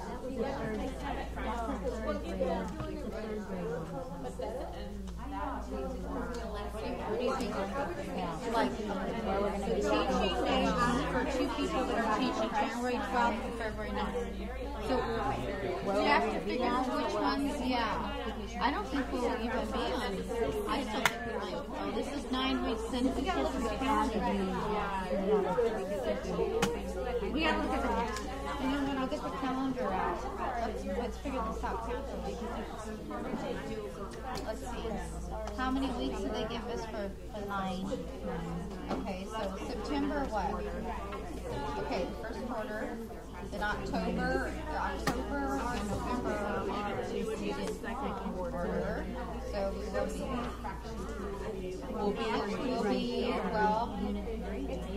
Yeah, we will be because we'll have our fractions. We'll be in 3 and 4. Those are word problems. You can be more. We'll be in those too.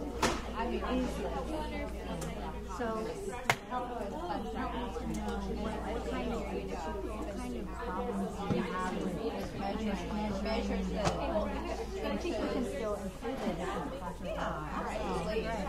It's all going to be informational. Like your shoelace is 5 inches long. There's a standard. Cut it. Cut 2 inches off. Or you eat that way.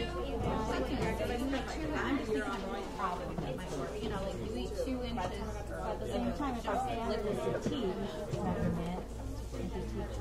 measurement, measuring, conversion. That's kind of what we do. 30 inches to feet. See, you guys have those math standards. While they're in here, let's look at those. You want to take on measurement, understand measurement. Now we can do data too. Isn't that graphing? That might be an easier choice. It's just a lot of it. Okay, doesn't matter. Teach them all. Let's see. Casing law, it would be chapter. What unit was that again? 3? Computer right underneath there, so just be aware that that's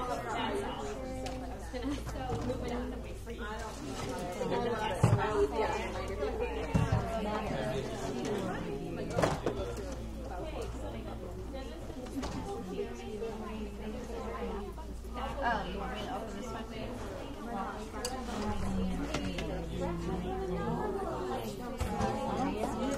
I can't even find it on here.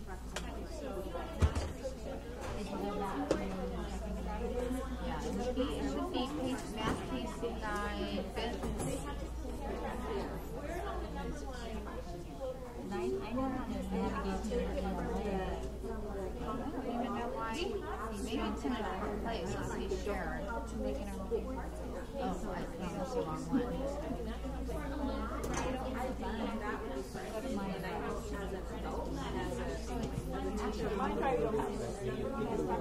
Oh, here it is. This is it, right?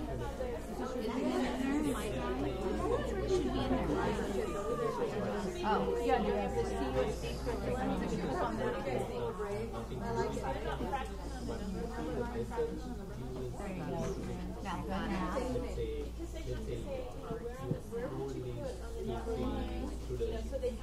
Okay. Second. So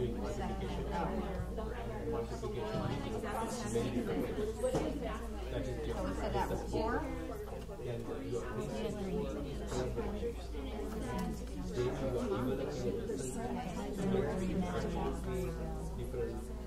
Okay, so see now you have the master lane, and they're unwrapped. Yeah, right. Here's the big idea. Okay, the big idea is objects can be measured using a variety of tools depending on the size of the object, inch, centimeter, millimeter, yardstick, tape measure. You can use addition and subtraction, here we go, to solve word problems and all the lengths given in the same unit. So I knew that. If you have a licorice rope that is 12, or that is 8 inches long, you eat 5 inches. Yeah. that's what we're doing. That's where it's going to be in what third grade. These 2 days. So we're trying not to go from our lesson from our pace and this is it.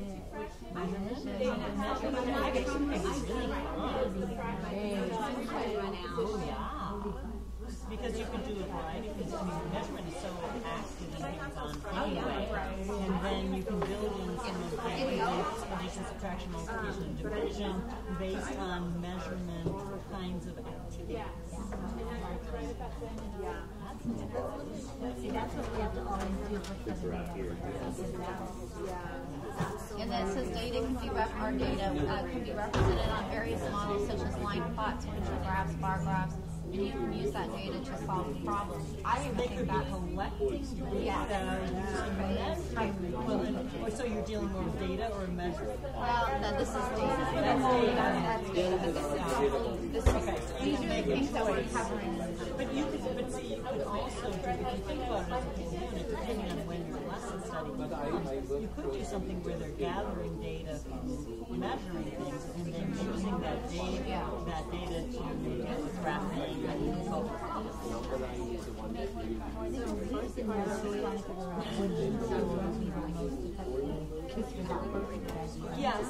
Yes, eventually. But what you may want to do right now, because you don't even understand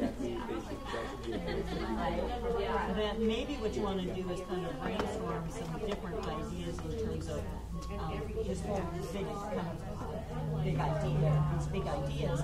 And so you don't necessarily have to start narrowing it until the next time you meet. When you start to know the students a little bit more, you probably have a better idea of how they work and when this lesson is actually going. I know, because you watch it. Actually, I think those will make sense. I think it depends on what, like I said, it's not a community. Well, it shouldn't matter in terms of developing process.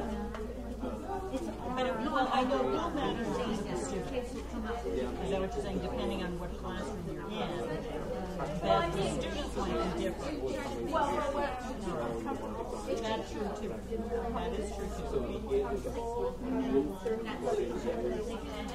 You're not going to have 30 people. So you're only in this and maybe in this. So it's maybe 10. Does that sound better?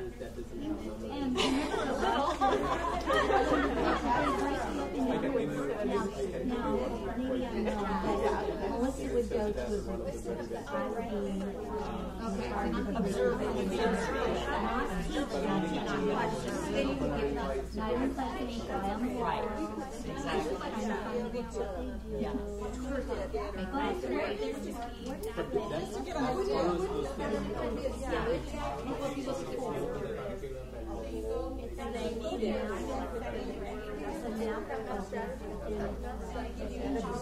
Right, and so part of that is that you know what your research team is. Yeah, and that is collaborative. Okay, so since you know that it needs to be something collaborative, then that influences what you're going to do with the content, right? Because now I'm not going to have a lesson where kids are working individually, because if collaboration is part of your research team, then obviously that has to be embedded into how you design the classes. So then we as teachers have to see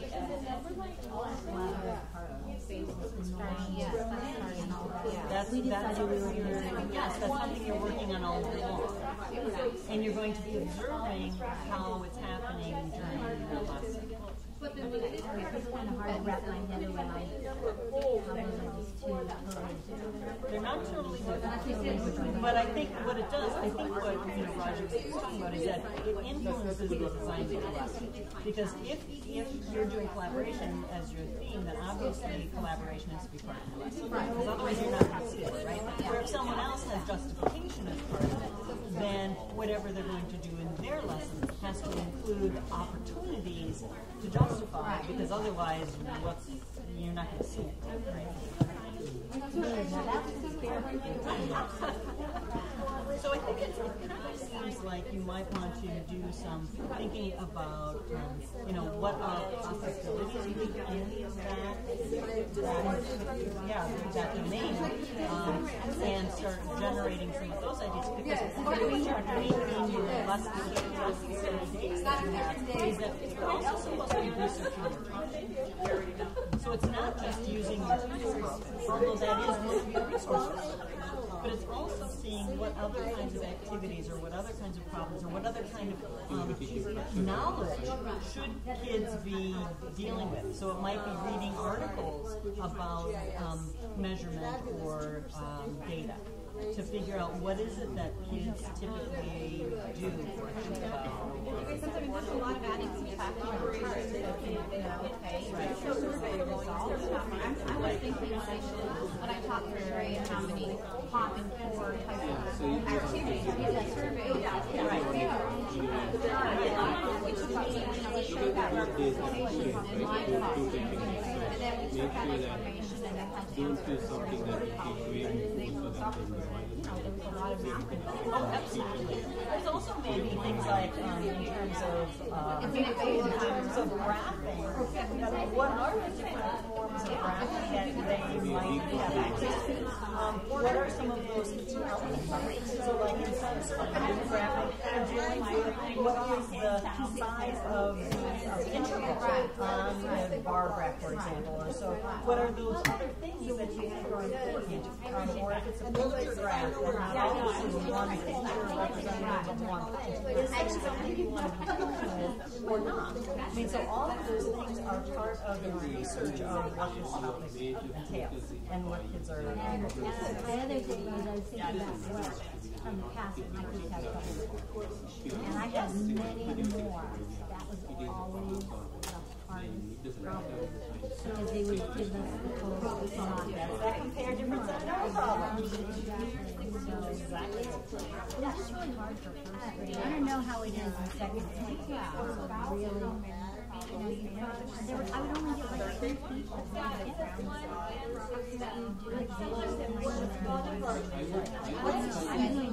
doing something. I'm not helping them or making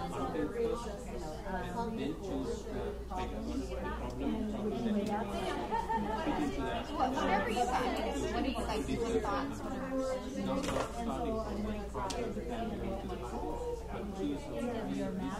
Oh no, I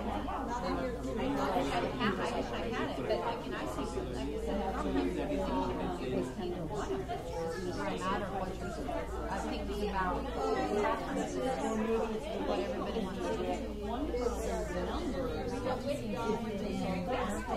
Yeah, it says you use addition, subtraction, resolve problems, problem lengths, and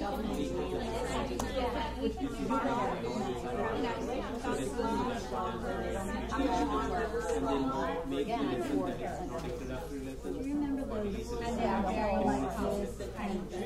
I remember this kind of problem in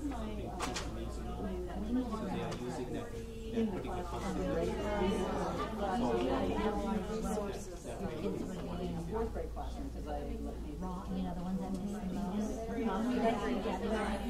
One of the things I did is I made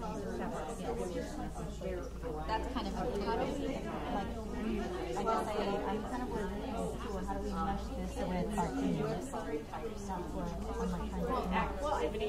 And you might focus on one but you're going to so if it was one thing, there's want to see and what are we going to do to get there? You're going to set that between two. So then do I need to discuss how we're going to do that? Like, or is that not so? I mean, we kind of just threw it out there, but we really talk about how we're going to do that. I think that's what this means. Like, if you're looking for this semester, right, you're going to be establishing kind of some of that, like what we're doing in our classrooms too. We talked about the other day, and so we're going to maybe use the norms that we have with September, right. I think that's the other add. We just talked about how we're going to slowly start launching it to plug in these different, for myself. Yeah. Mindell's going to go. But I think we would take those on, Nancy. I think that those are just for us. No.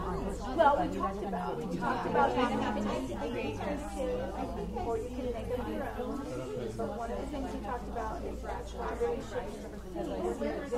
We were all going to go back and start to set that up. Like how we're going to get the manipulatives, but you can't, I don't think I can do it. We're all different. Well, You have to go in and establish something. Knowing that collaboration in math is something that we're looking for, depending on the which I was not doing, and then started that. However, January is who is teaching? I volunteered for one. Why don't we, it doesn't matter. Why don't we just Well, remember we talked on Monday, if you weren't comfortable being one of the teachers, that the book stated that you should push anybody to do it if they're not comfortable. Unless your group decided that everybody should.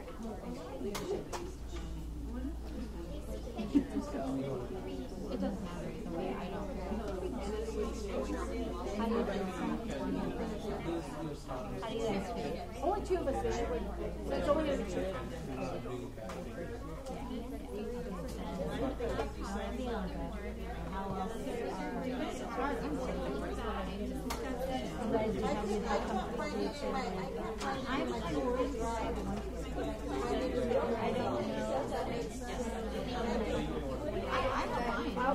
I already said I would, but I don't think I could do two. No, I'll do one and more advanced too for LSD as we get to know our kids. If we come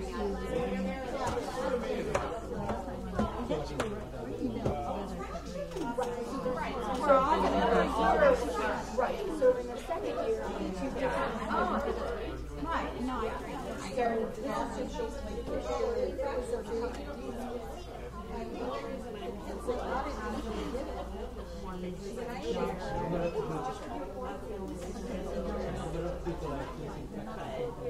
Just because I'm not sure yet.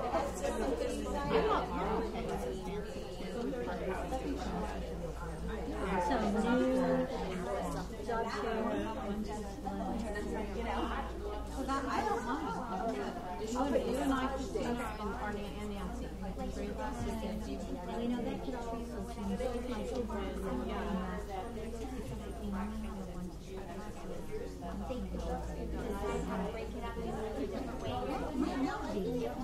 It's hard to say without knowing your kids. But Christina, if you want to go first, I will take that's what I have done. it's not like you're not doing something. We're just going to, you're teaching, right? And doing, and you guys are going to be teaching how well the kids are doing.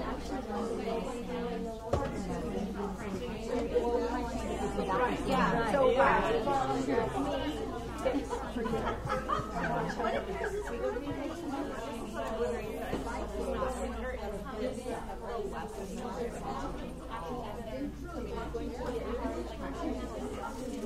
No, it depends on the date. I wouldn't actually hesitate to think it would be lower. They said for the first year they're only going to get one year it's going to be two. That's what I would say that watching the children teaching again more. So it would probably be 2 lessons every 2 months. You know, I don't think it's going to be the same lesson.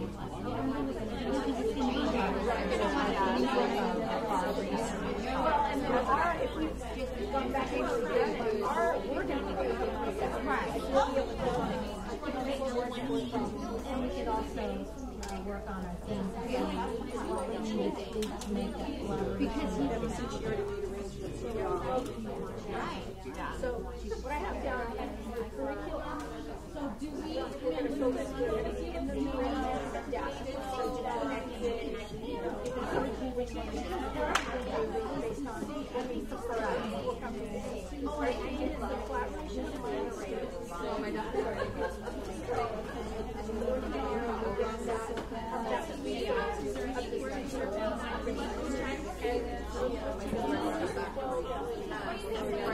I think what we need to teach them what they need to do is figure out more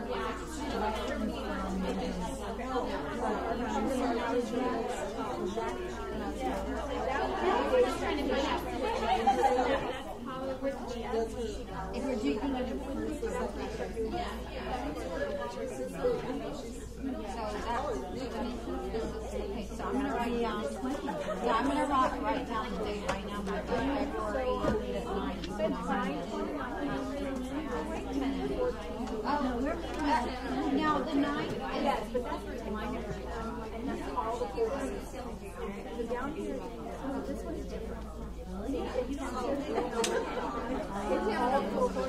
I know this is but these are different.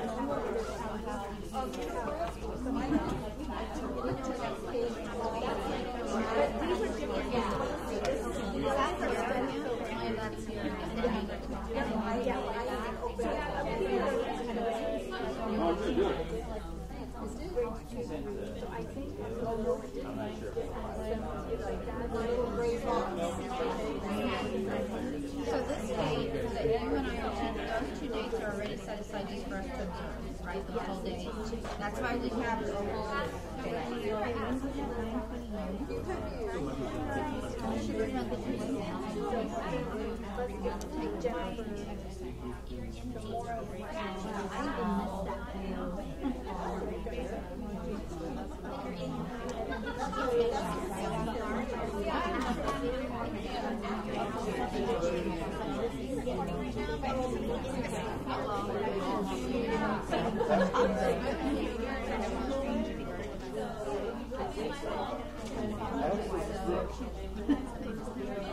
need to be looking for some measurement.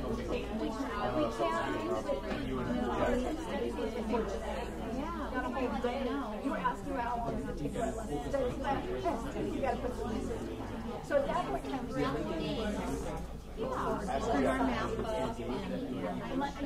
I don't find this No. Go there. No. So we're having, I was going to say, if we're having They should have done this higher than leading a recording. What's their end result right now? Yeah. As of today? You do like our content data. They have much?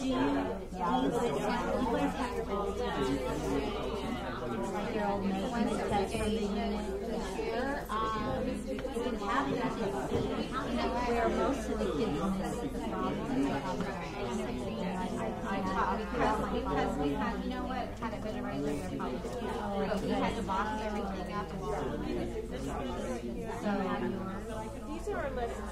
I'll look through these. I usually keep mine for I don't want to look at these. They're on a little bit. So we can pull them up, we won't be able to see the children's work. Where they miss. Exactly. I could probably look at the problems and tell you which ones. Did she use the math? Trace them as still I did.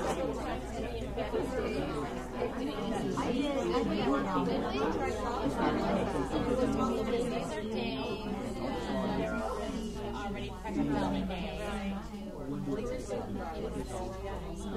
I bet those are the days that we did test every Friday. We just use this. These are designated. But you can do the unit one? All right. So let me look these up, and I'll put it, where would that have been? Unit what? That's all right. That's why it's plastic. Yeah. Unit 3. Monica today? everyone this month. Okay,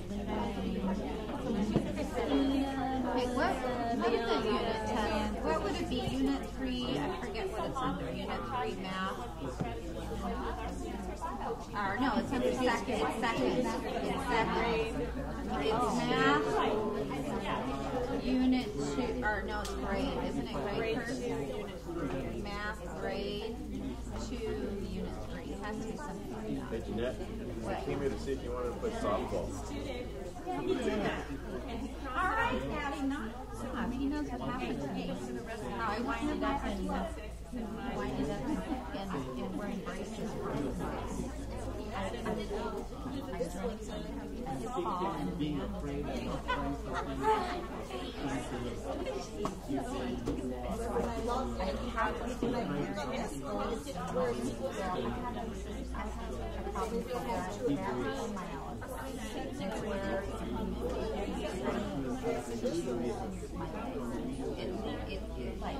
I didn't know it, but I went to the hospital for 4 days because I thought I just pulled muscles. Yes.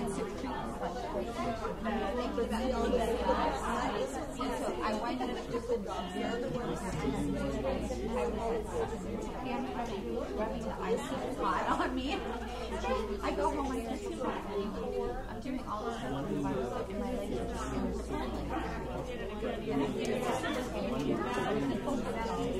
like literally say that was like black and red. And I worked all day and I came home and I was tasting it. My husband was tasting it. And so I was telling my husband just to get a house. Like hot and then they said I didn't do any surgery, but they grabbed me on my arm and I have to keep a close eye on how much I breathe. I'm trying to think. After that, but he was really cocky. And I said, I didn't. I worked out too hard.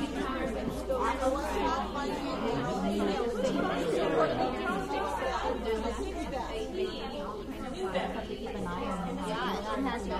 So eventually, when I wait, yes. I'm not sure. So that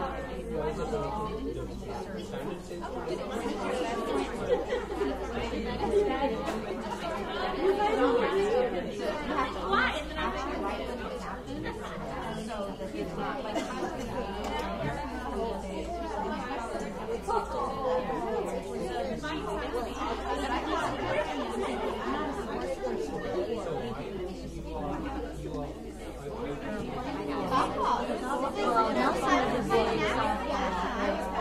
on the Nelson City, it was like a big thing. Oh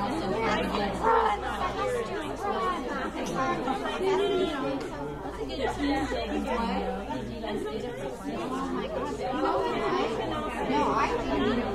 I did it for like 2 weeks because that's what happens when I'm I was and so the doctor. I went to a couple specialists. I'm getting really fast here, but they told me you have to be really careful when I exercise. Swim and walk. I'm sorry.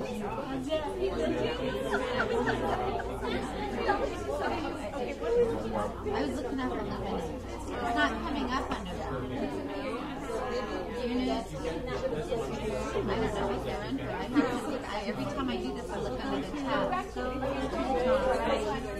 Oh, go to assessment.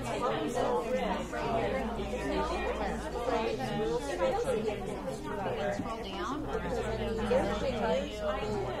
That's all good. Yeah, you have to type it in with my dad.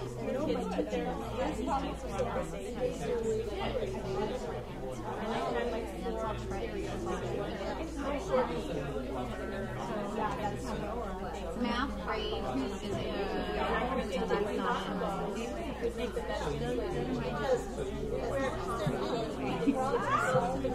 you know what actually assessments if you go to this assessment and search for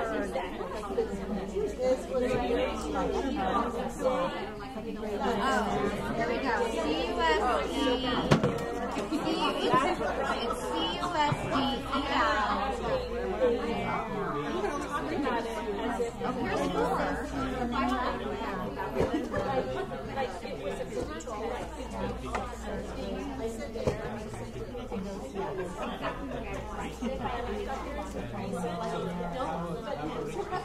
There's a reason because science is there.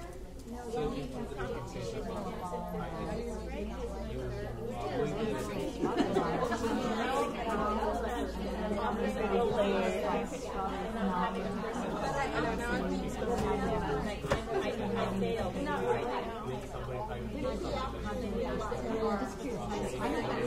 you know, I feel like we don't have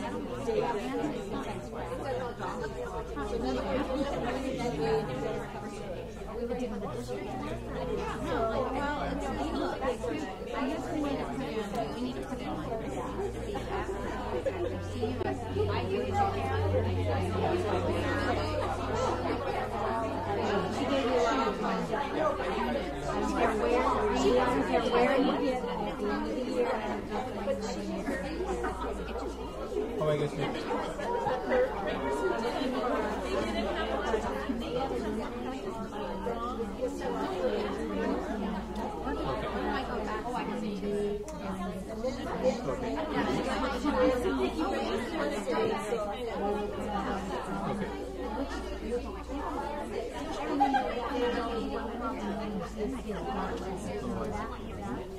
Then you can focus on the, yeah, that's a very good one. So what is the content area around this time that we are so you are going to be collecting data.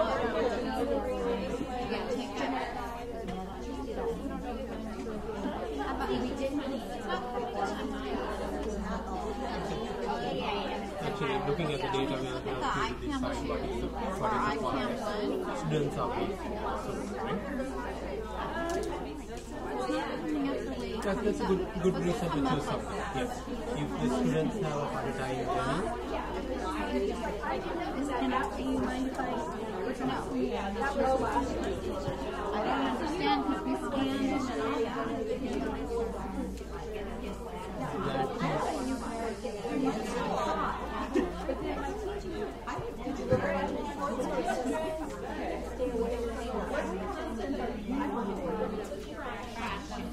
But you can be like not only 1 year, but a trend of things that happen over the years, and then you can always see that when it comes to this idea, this is where the students are, and then you can choose that one as well.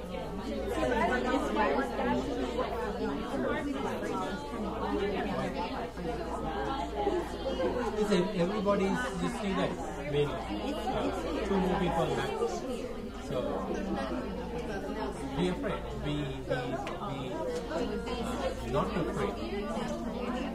So be bold.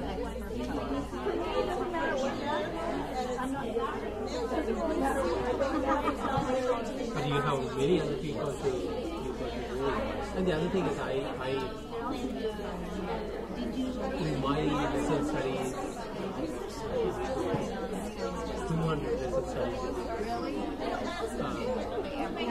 Every time when we have a lesson that did not work well, that is when we learn the most. If there is a lesson that was fantastic and everybody high-five, that's it. Right? As a first lesson, learn the lesson.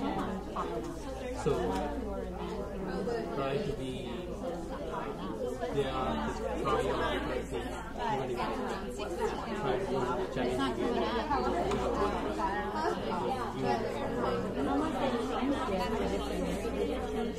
maybe they took them off. You know what? Maybe they took them off because they're not going to be practicing because they changed the standards around. Did they change Illuminate? They don't have a standard. No, they didn't change it. They moved it. They moved it around. And so we're at I don't know. I might have a sample somewhere in my file, but everything's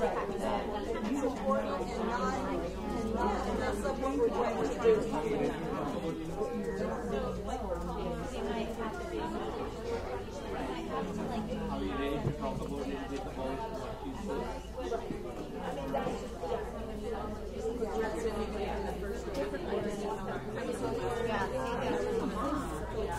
Okay, the ICAM, okay, we'll do ICAM 1. ICAM 1 is like what? It's not going to be on this.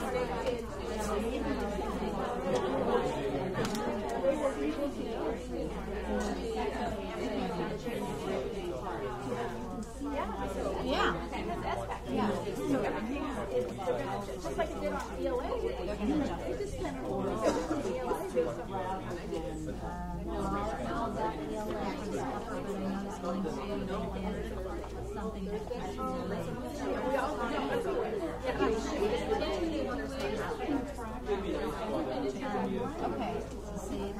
This is the first one. Parking, not the ETC. I'm sorry, guys, but you're all you can make it. Oh yeah. Well, okay. So place value, right?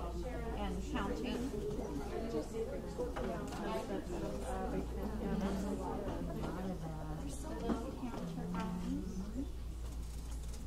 I think everybody's in a really very good place for us to briefly hear from each other. What was your thinking process and what you decided so far about the unit or the topic that you chose?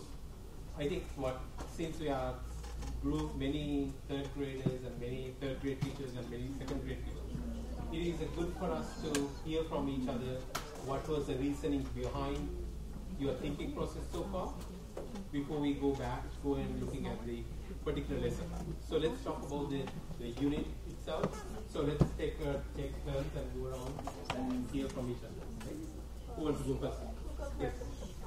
We're third grade teachers, and we looked at the pacing guide for the unit, which is still, we understand it's flexible, and we also looked at the third grade teachers, the CGI third grade teachers, and where they might be. So and then we thought about where we struggle in our own teaching of mathematics and where our students might be at that particular time of the year. And we all of us struggle with fractions and representing fractions on a number line, or different ways of representing fractions. And I just have some fresh ideas about how to talk about fractions just from some of the problem solving that we've done here. And so it just seemed like a really good topic of study for that. It was a really timely topic of study for us to do. So we haven't completely narrowed down our lesson yet, but that's the general area of study. Very good. So actually the number line, fractions with the number line is completely new to the curriculum. It was not there before. This is something to do with the Common Core came up with that idea. But there is a lot of debate about whether it's good or bad, but it is new. So it is a good idea too. Right. I have some concerns about it, especially as the first model. It is a good model, but not as the first model. Right. That what the research has shown, at least on children's thinking, is that the first models for fraction are the equal sharing problems, which is the partitive division with remainders. Is really a good model, and the area model, which fits right in with those kinds of problem types, and then set models also.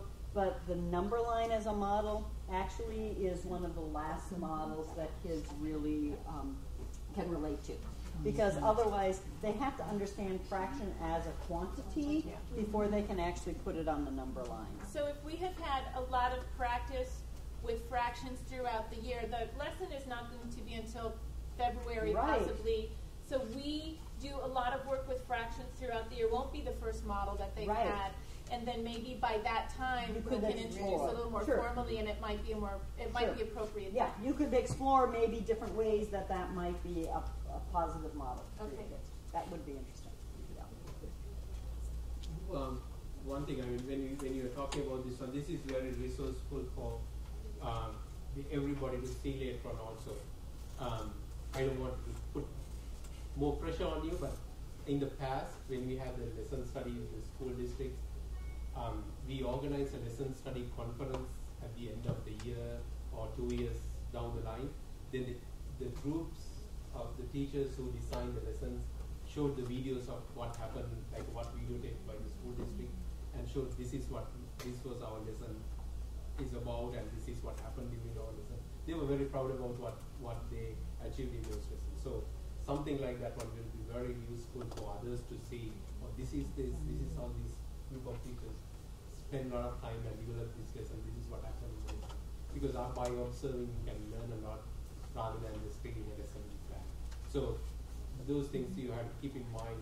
Those are something that we are still thinking about. We have not planned a lesson study conference, but we talked about doing something maybe the second year or the third year. So you can have those resources, videos, and then you have time to show this. We will not force anybody to do that one, but when we had in the past, teachers wanted to show their stuff. So they said, no, this is my lesson that I want to share. So, And your lessons will be videotaped. Someone will come in to videotape them.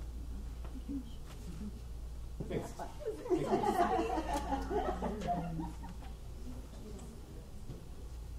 Well, the next is we're basically on their second track, working with, we talked to Jeannie, and we're going to go with that part of the division with the remainder, so with fractions again, with either the half or the quarter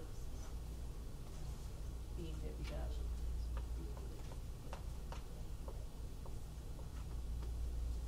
So you're teaching the fractions at the same time, or is it third grade again, right? Yeah, that's where the pacing guide has us at. It's obviously fluid, but provided we're at that point.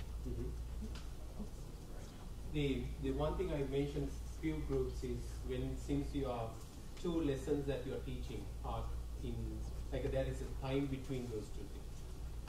So you are trying to teach the same lesson today and then 2 weeks after. So then if it is like an introductory lesson, it's very hard to do that way because then you have to wait 2 weeks to introduce that lesson into another group of students. So you may want to think about what kind of lesson it should be so that you don't have those constraints to teach that. So it's like so a more advanced solving lesson, not necessarily the beginning part of developing fractions, but more something middle or end. Next group. Third grade ditto. Same. Fractions. Fractions? And the same idea too?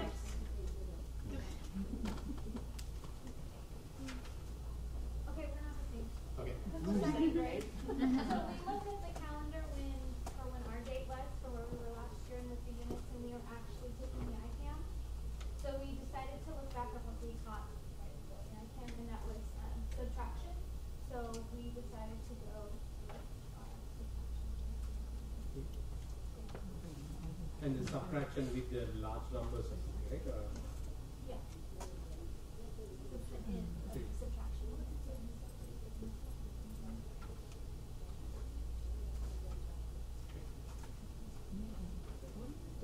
That work from everyone? You guys? Have they heard from that group in this group? I don't know. They were last year. Okay, sorry, this is what I was checking. We talked about, I know you said technically the standard algorithm for regrouping is not part of second grade standards. So, but it has always one of the most difficult concepts for second grade. So now that we know that we don't necessarily have to teach the algorithm, they still have to understand that sometimes they are going to have to compose or decompose those tens and hundreds to solve a problem. So we decided that we want to focus on the understanding that they will have to decompose numbers in order to solve a 3-digit addition or subtraction problem. Everybody likes that.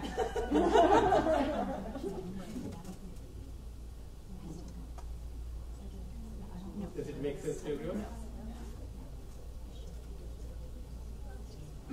Well, we were having a little debate because of the ICAM, but at this time, we would be starting a new unit. Say that the ICAM is done, which is the mid-quarter testing, and we would be starting a new unit, so we could, of measurement, and we could get a lot of data from, the first teacher doing that lesson, and so it wouldn't be towards the end we taught it. It would actually be the beginning, right? Because we're going to start it, which is ideal too, because then we can see what we're doing wrong, or not what we're doing. What the kids, I'm sorry, CGI. What we could do better instead. You're not right and wrong. It's better. Right. But you see what I'm saying? So it might be a good place to start. So you might even do something like it says maybe measuring pieces of rope or something, then they have to subtract or compare or, something like that. And the other group, you were looking at the past data to see where the students are struggling. Right? So that's what they have been doing, looking at what is Illuminate or something? Yeah. So they were looking at the past data to try to find out what are the areas that students are having difficulty. So that's a good strategy to find out where to design it. Did we hear from everyone? Yes. Okay. All right. So, so now you have the topic. So now to the 12th year series, a good time for you to for your first lesson actually to go into this website, look at this particular content, and see what are the videos available into those related to those topics that you're talking about. Looking at different books and figure it out how are these things defined. Particularly like the fractions. I mentioned that the 4 through 6 group is using fraction book, and it is one of the very good books right now. It doesn't have a number line much, I think, but it still has a very good resource book to have. And I might be able to give. I tried to find out. I don't have it today, but I might be able to give you some books for those groups who want to look at it also. But there are many other books, many other things available. You may want to contact your facilitator or the person, not the facilitator, person who is helping you, assigned to your group, and ask the person the information. For example, when I come, I'll try to bring through those Singapore model stuff and things, books and so on, so you might be able to look at those stuff.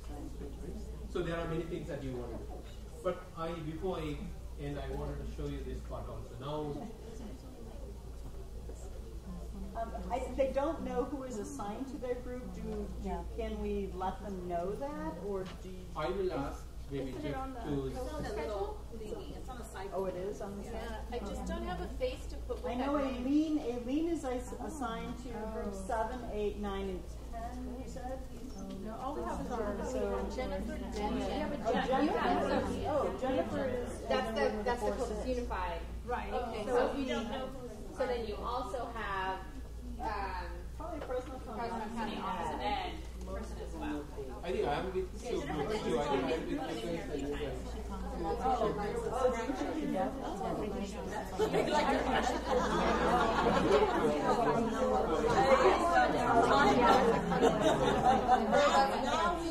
Now we get it. That's why he kept coming to us.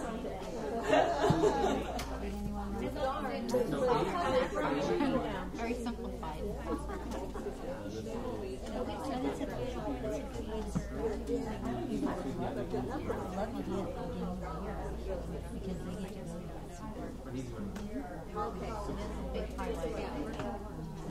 He's much better.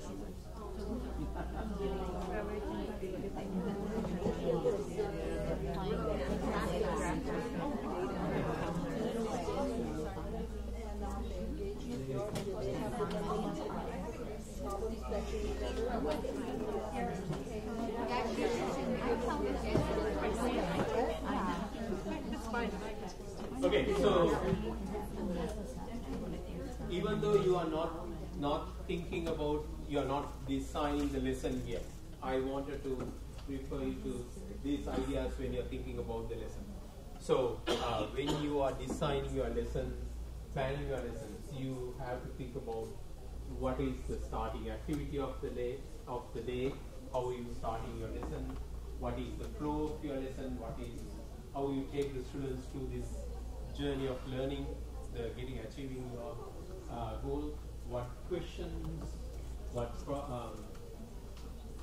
and what problems and what activities to be posted to the teacher, posted by the teacher, and how much time you allocated for all those things. You have to think about those things. Anticipated student responses. If student says those things, what would you say? So you have to discuss all these ideas within your group. So I think this is a part that I have seen led to a lot of learning. This is not something that teachers have done in the past. Anticipating student responses. So when you talk to each other, when we post this, this is what students would do. That helps teachers to think a lot, and that actually helps them to grow most. What would you say if you do this one? What would you say as a teacher? And then during this time of the lesson, what are the things that you need to notice and things like that? So those are the things, parts of the lesson that you may want to think about when you are designing this. And then same time, there are many things that related to the lesson. First one is, very first one, even before this one is, your research theme is already there, right? Because you know that what you want your students to long-term goal that you want to achieve. Other than that, you have to think about what is the goal of your lesson. Students will learn fractions on the number line or whatever the lesson goal that you want to achieve. And then you will have to ask yourself, what do my students know by this time? What are the things that they learned in the previous grade?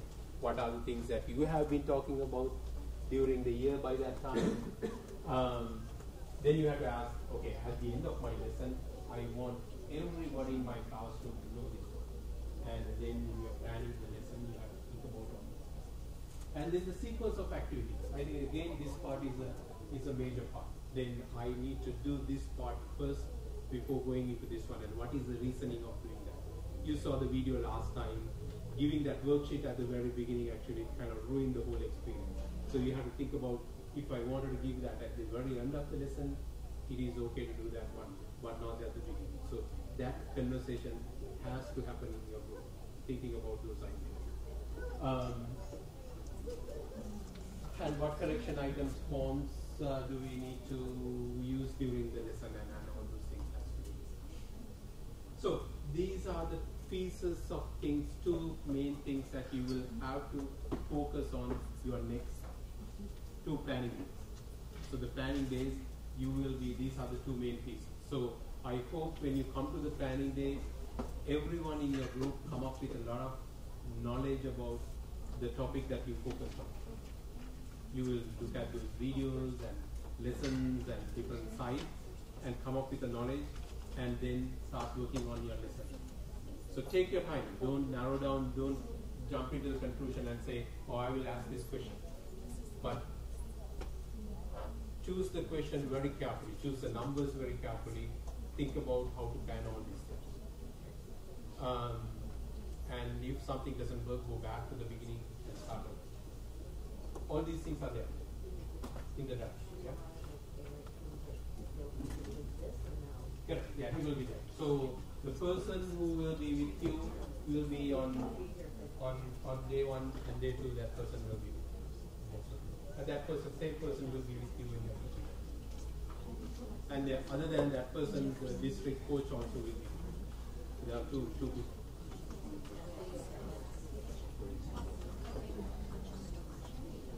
So, let me ask you, are you ready? Do you have a good idea about what you are doing as a lesson study? After the first lesson, you will feel it. We will take you to the next. Okay, so I think we should not take a break. We should start writing your reflections and Let's go. So there are 2 reflections. One of them is a homework, and the other one is the reflection of the day. This is your homework. This is an interesting homework. Interesting. You are writing a letter to yourself. Right? You are writing a letter to yourself. It is like a promise. It's like a contract with myself. You are writing a letter to myself. You are writing a letter to yourself saying, this is what I'm going to do after this whole week of learning all these things. This is how I'm going to implement some of these stuff in my class.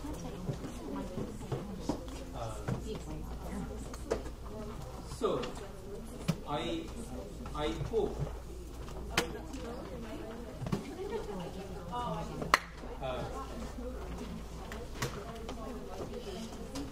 so let's you finish this one, but I think it is good for you to start this one today during this hour, because before you finish everything, right now you are still here.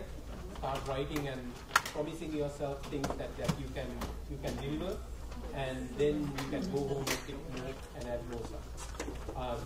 They want you to bring this one on the 20th when you come. So that's why I said it's a homework. This will be collected on the 20th, and I think for 1 hour during that time, people will be talking about these things, right? So start working on this one and write the reflection, and we'll come back after a few minutes. We'll have a little discussion. Can I also talk about my homework assignment?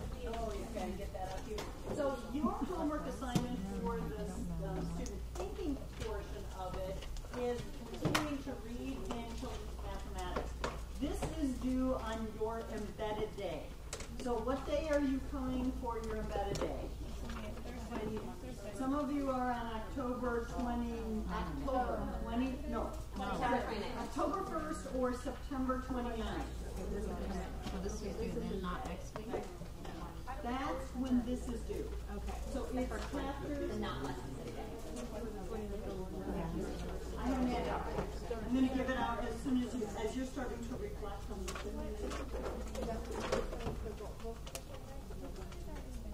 This is the children's mathematics book. Chapters 5 and 6. Chapter 5 and 6 are to deal with thinking about the implementation and base 10. The optional reading is chapter 7, which talks about the inventive strategies that we did today. We started doing today, the incrementing and combining same units and compensating. So if you are interested in those, read chapter 7. You have to tell us almost October. So then you're going to do one of the following tasks, and both are similar. One of them actually gives you some problems you can give to students. The other one asks you to design your own problems, but it's very similar. So in chapter 4, problems 4 and 5, it tells you, kind of gives you a template for what they want you to do with either a small group of students or your whole class. I'm encouraging a small group, or chapter 5, problems 1 through 5, which is, that one leads you through kind of the sequence of how you might design a problem, how you might work with students, and so on. It kind of leads you through that whole process. So you do either one of those. And the second part of it is to complete the task that is chapter 6, problem 6. Okay? So those are the two things. And student work from this first one, you're going to bring to your embedded day. And we'll try to send out a reminder like a couple weeks before, just so so that you remember to do this. It's going to be, you're going to learn so much by talking to your students, and that it helps us if we have artifacts to talk about in the embedded day from your classroom. So that's why it's helpful. But it doesn't have to be the whole classroom. It doesn't have to be. That's my thing. We also have the reflection for today is kind of reflection day 5 and the whole week. So just kind of, we can look at the whole week as a whole and something specific from today, write that, just kind of the big picture. And then you let them work for a little bit and then come back together for a real quick. Let's do it.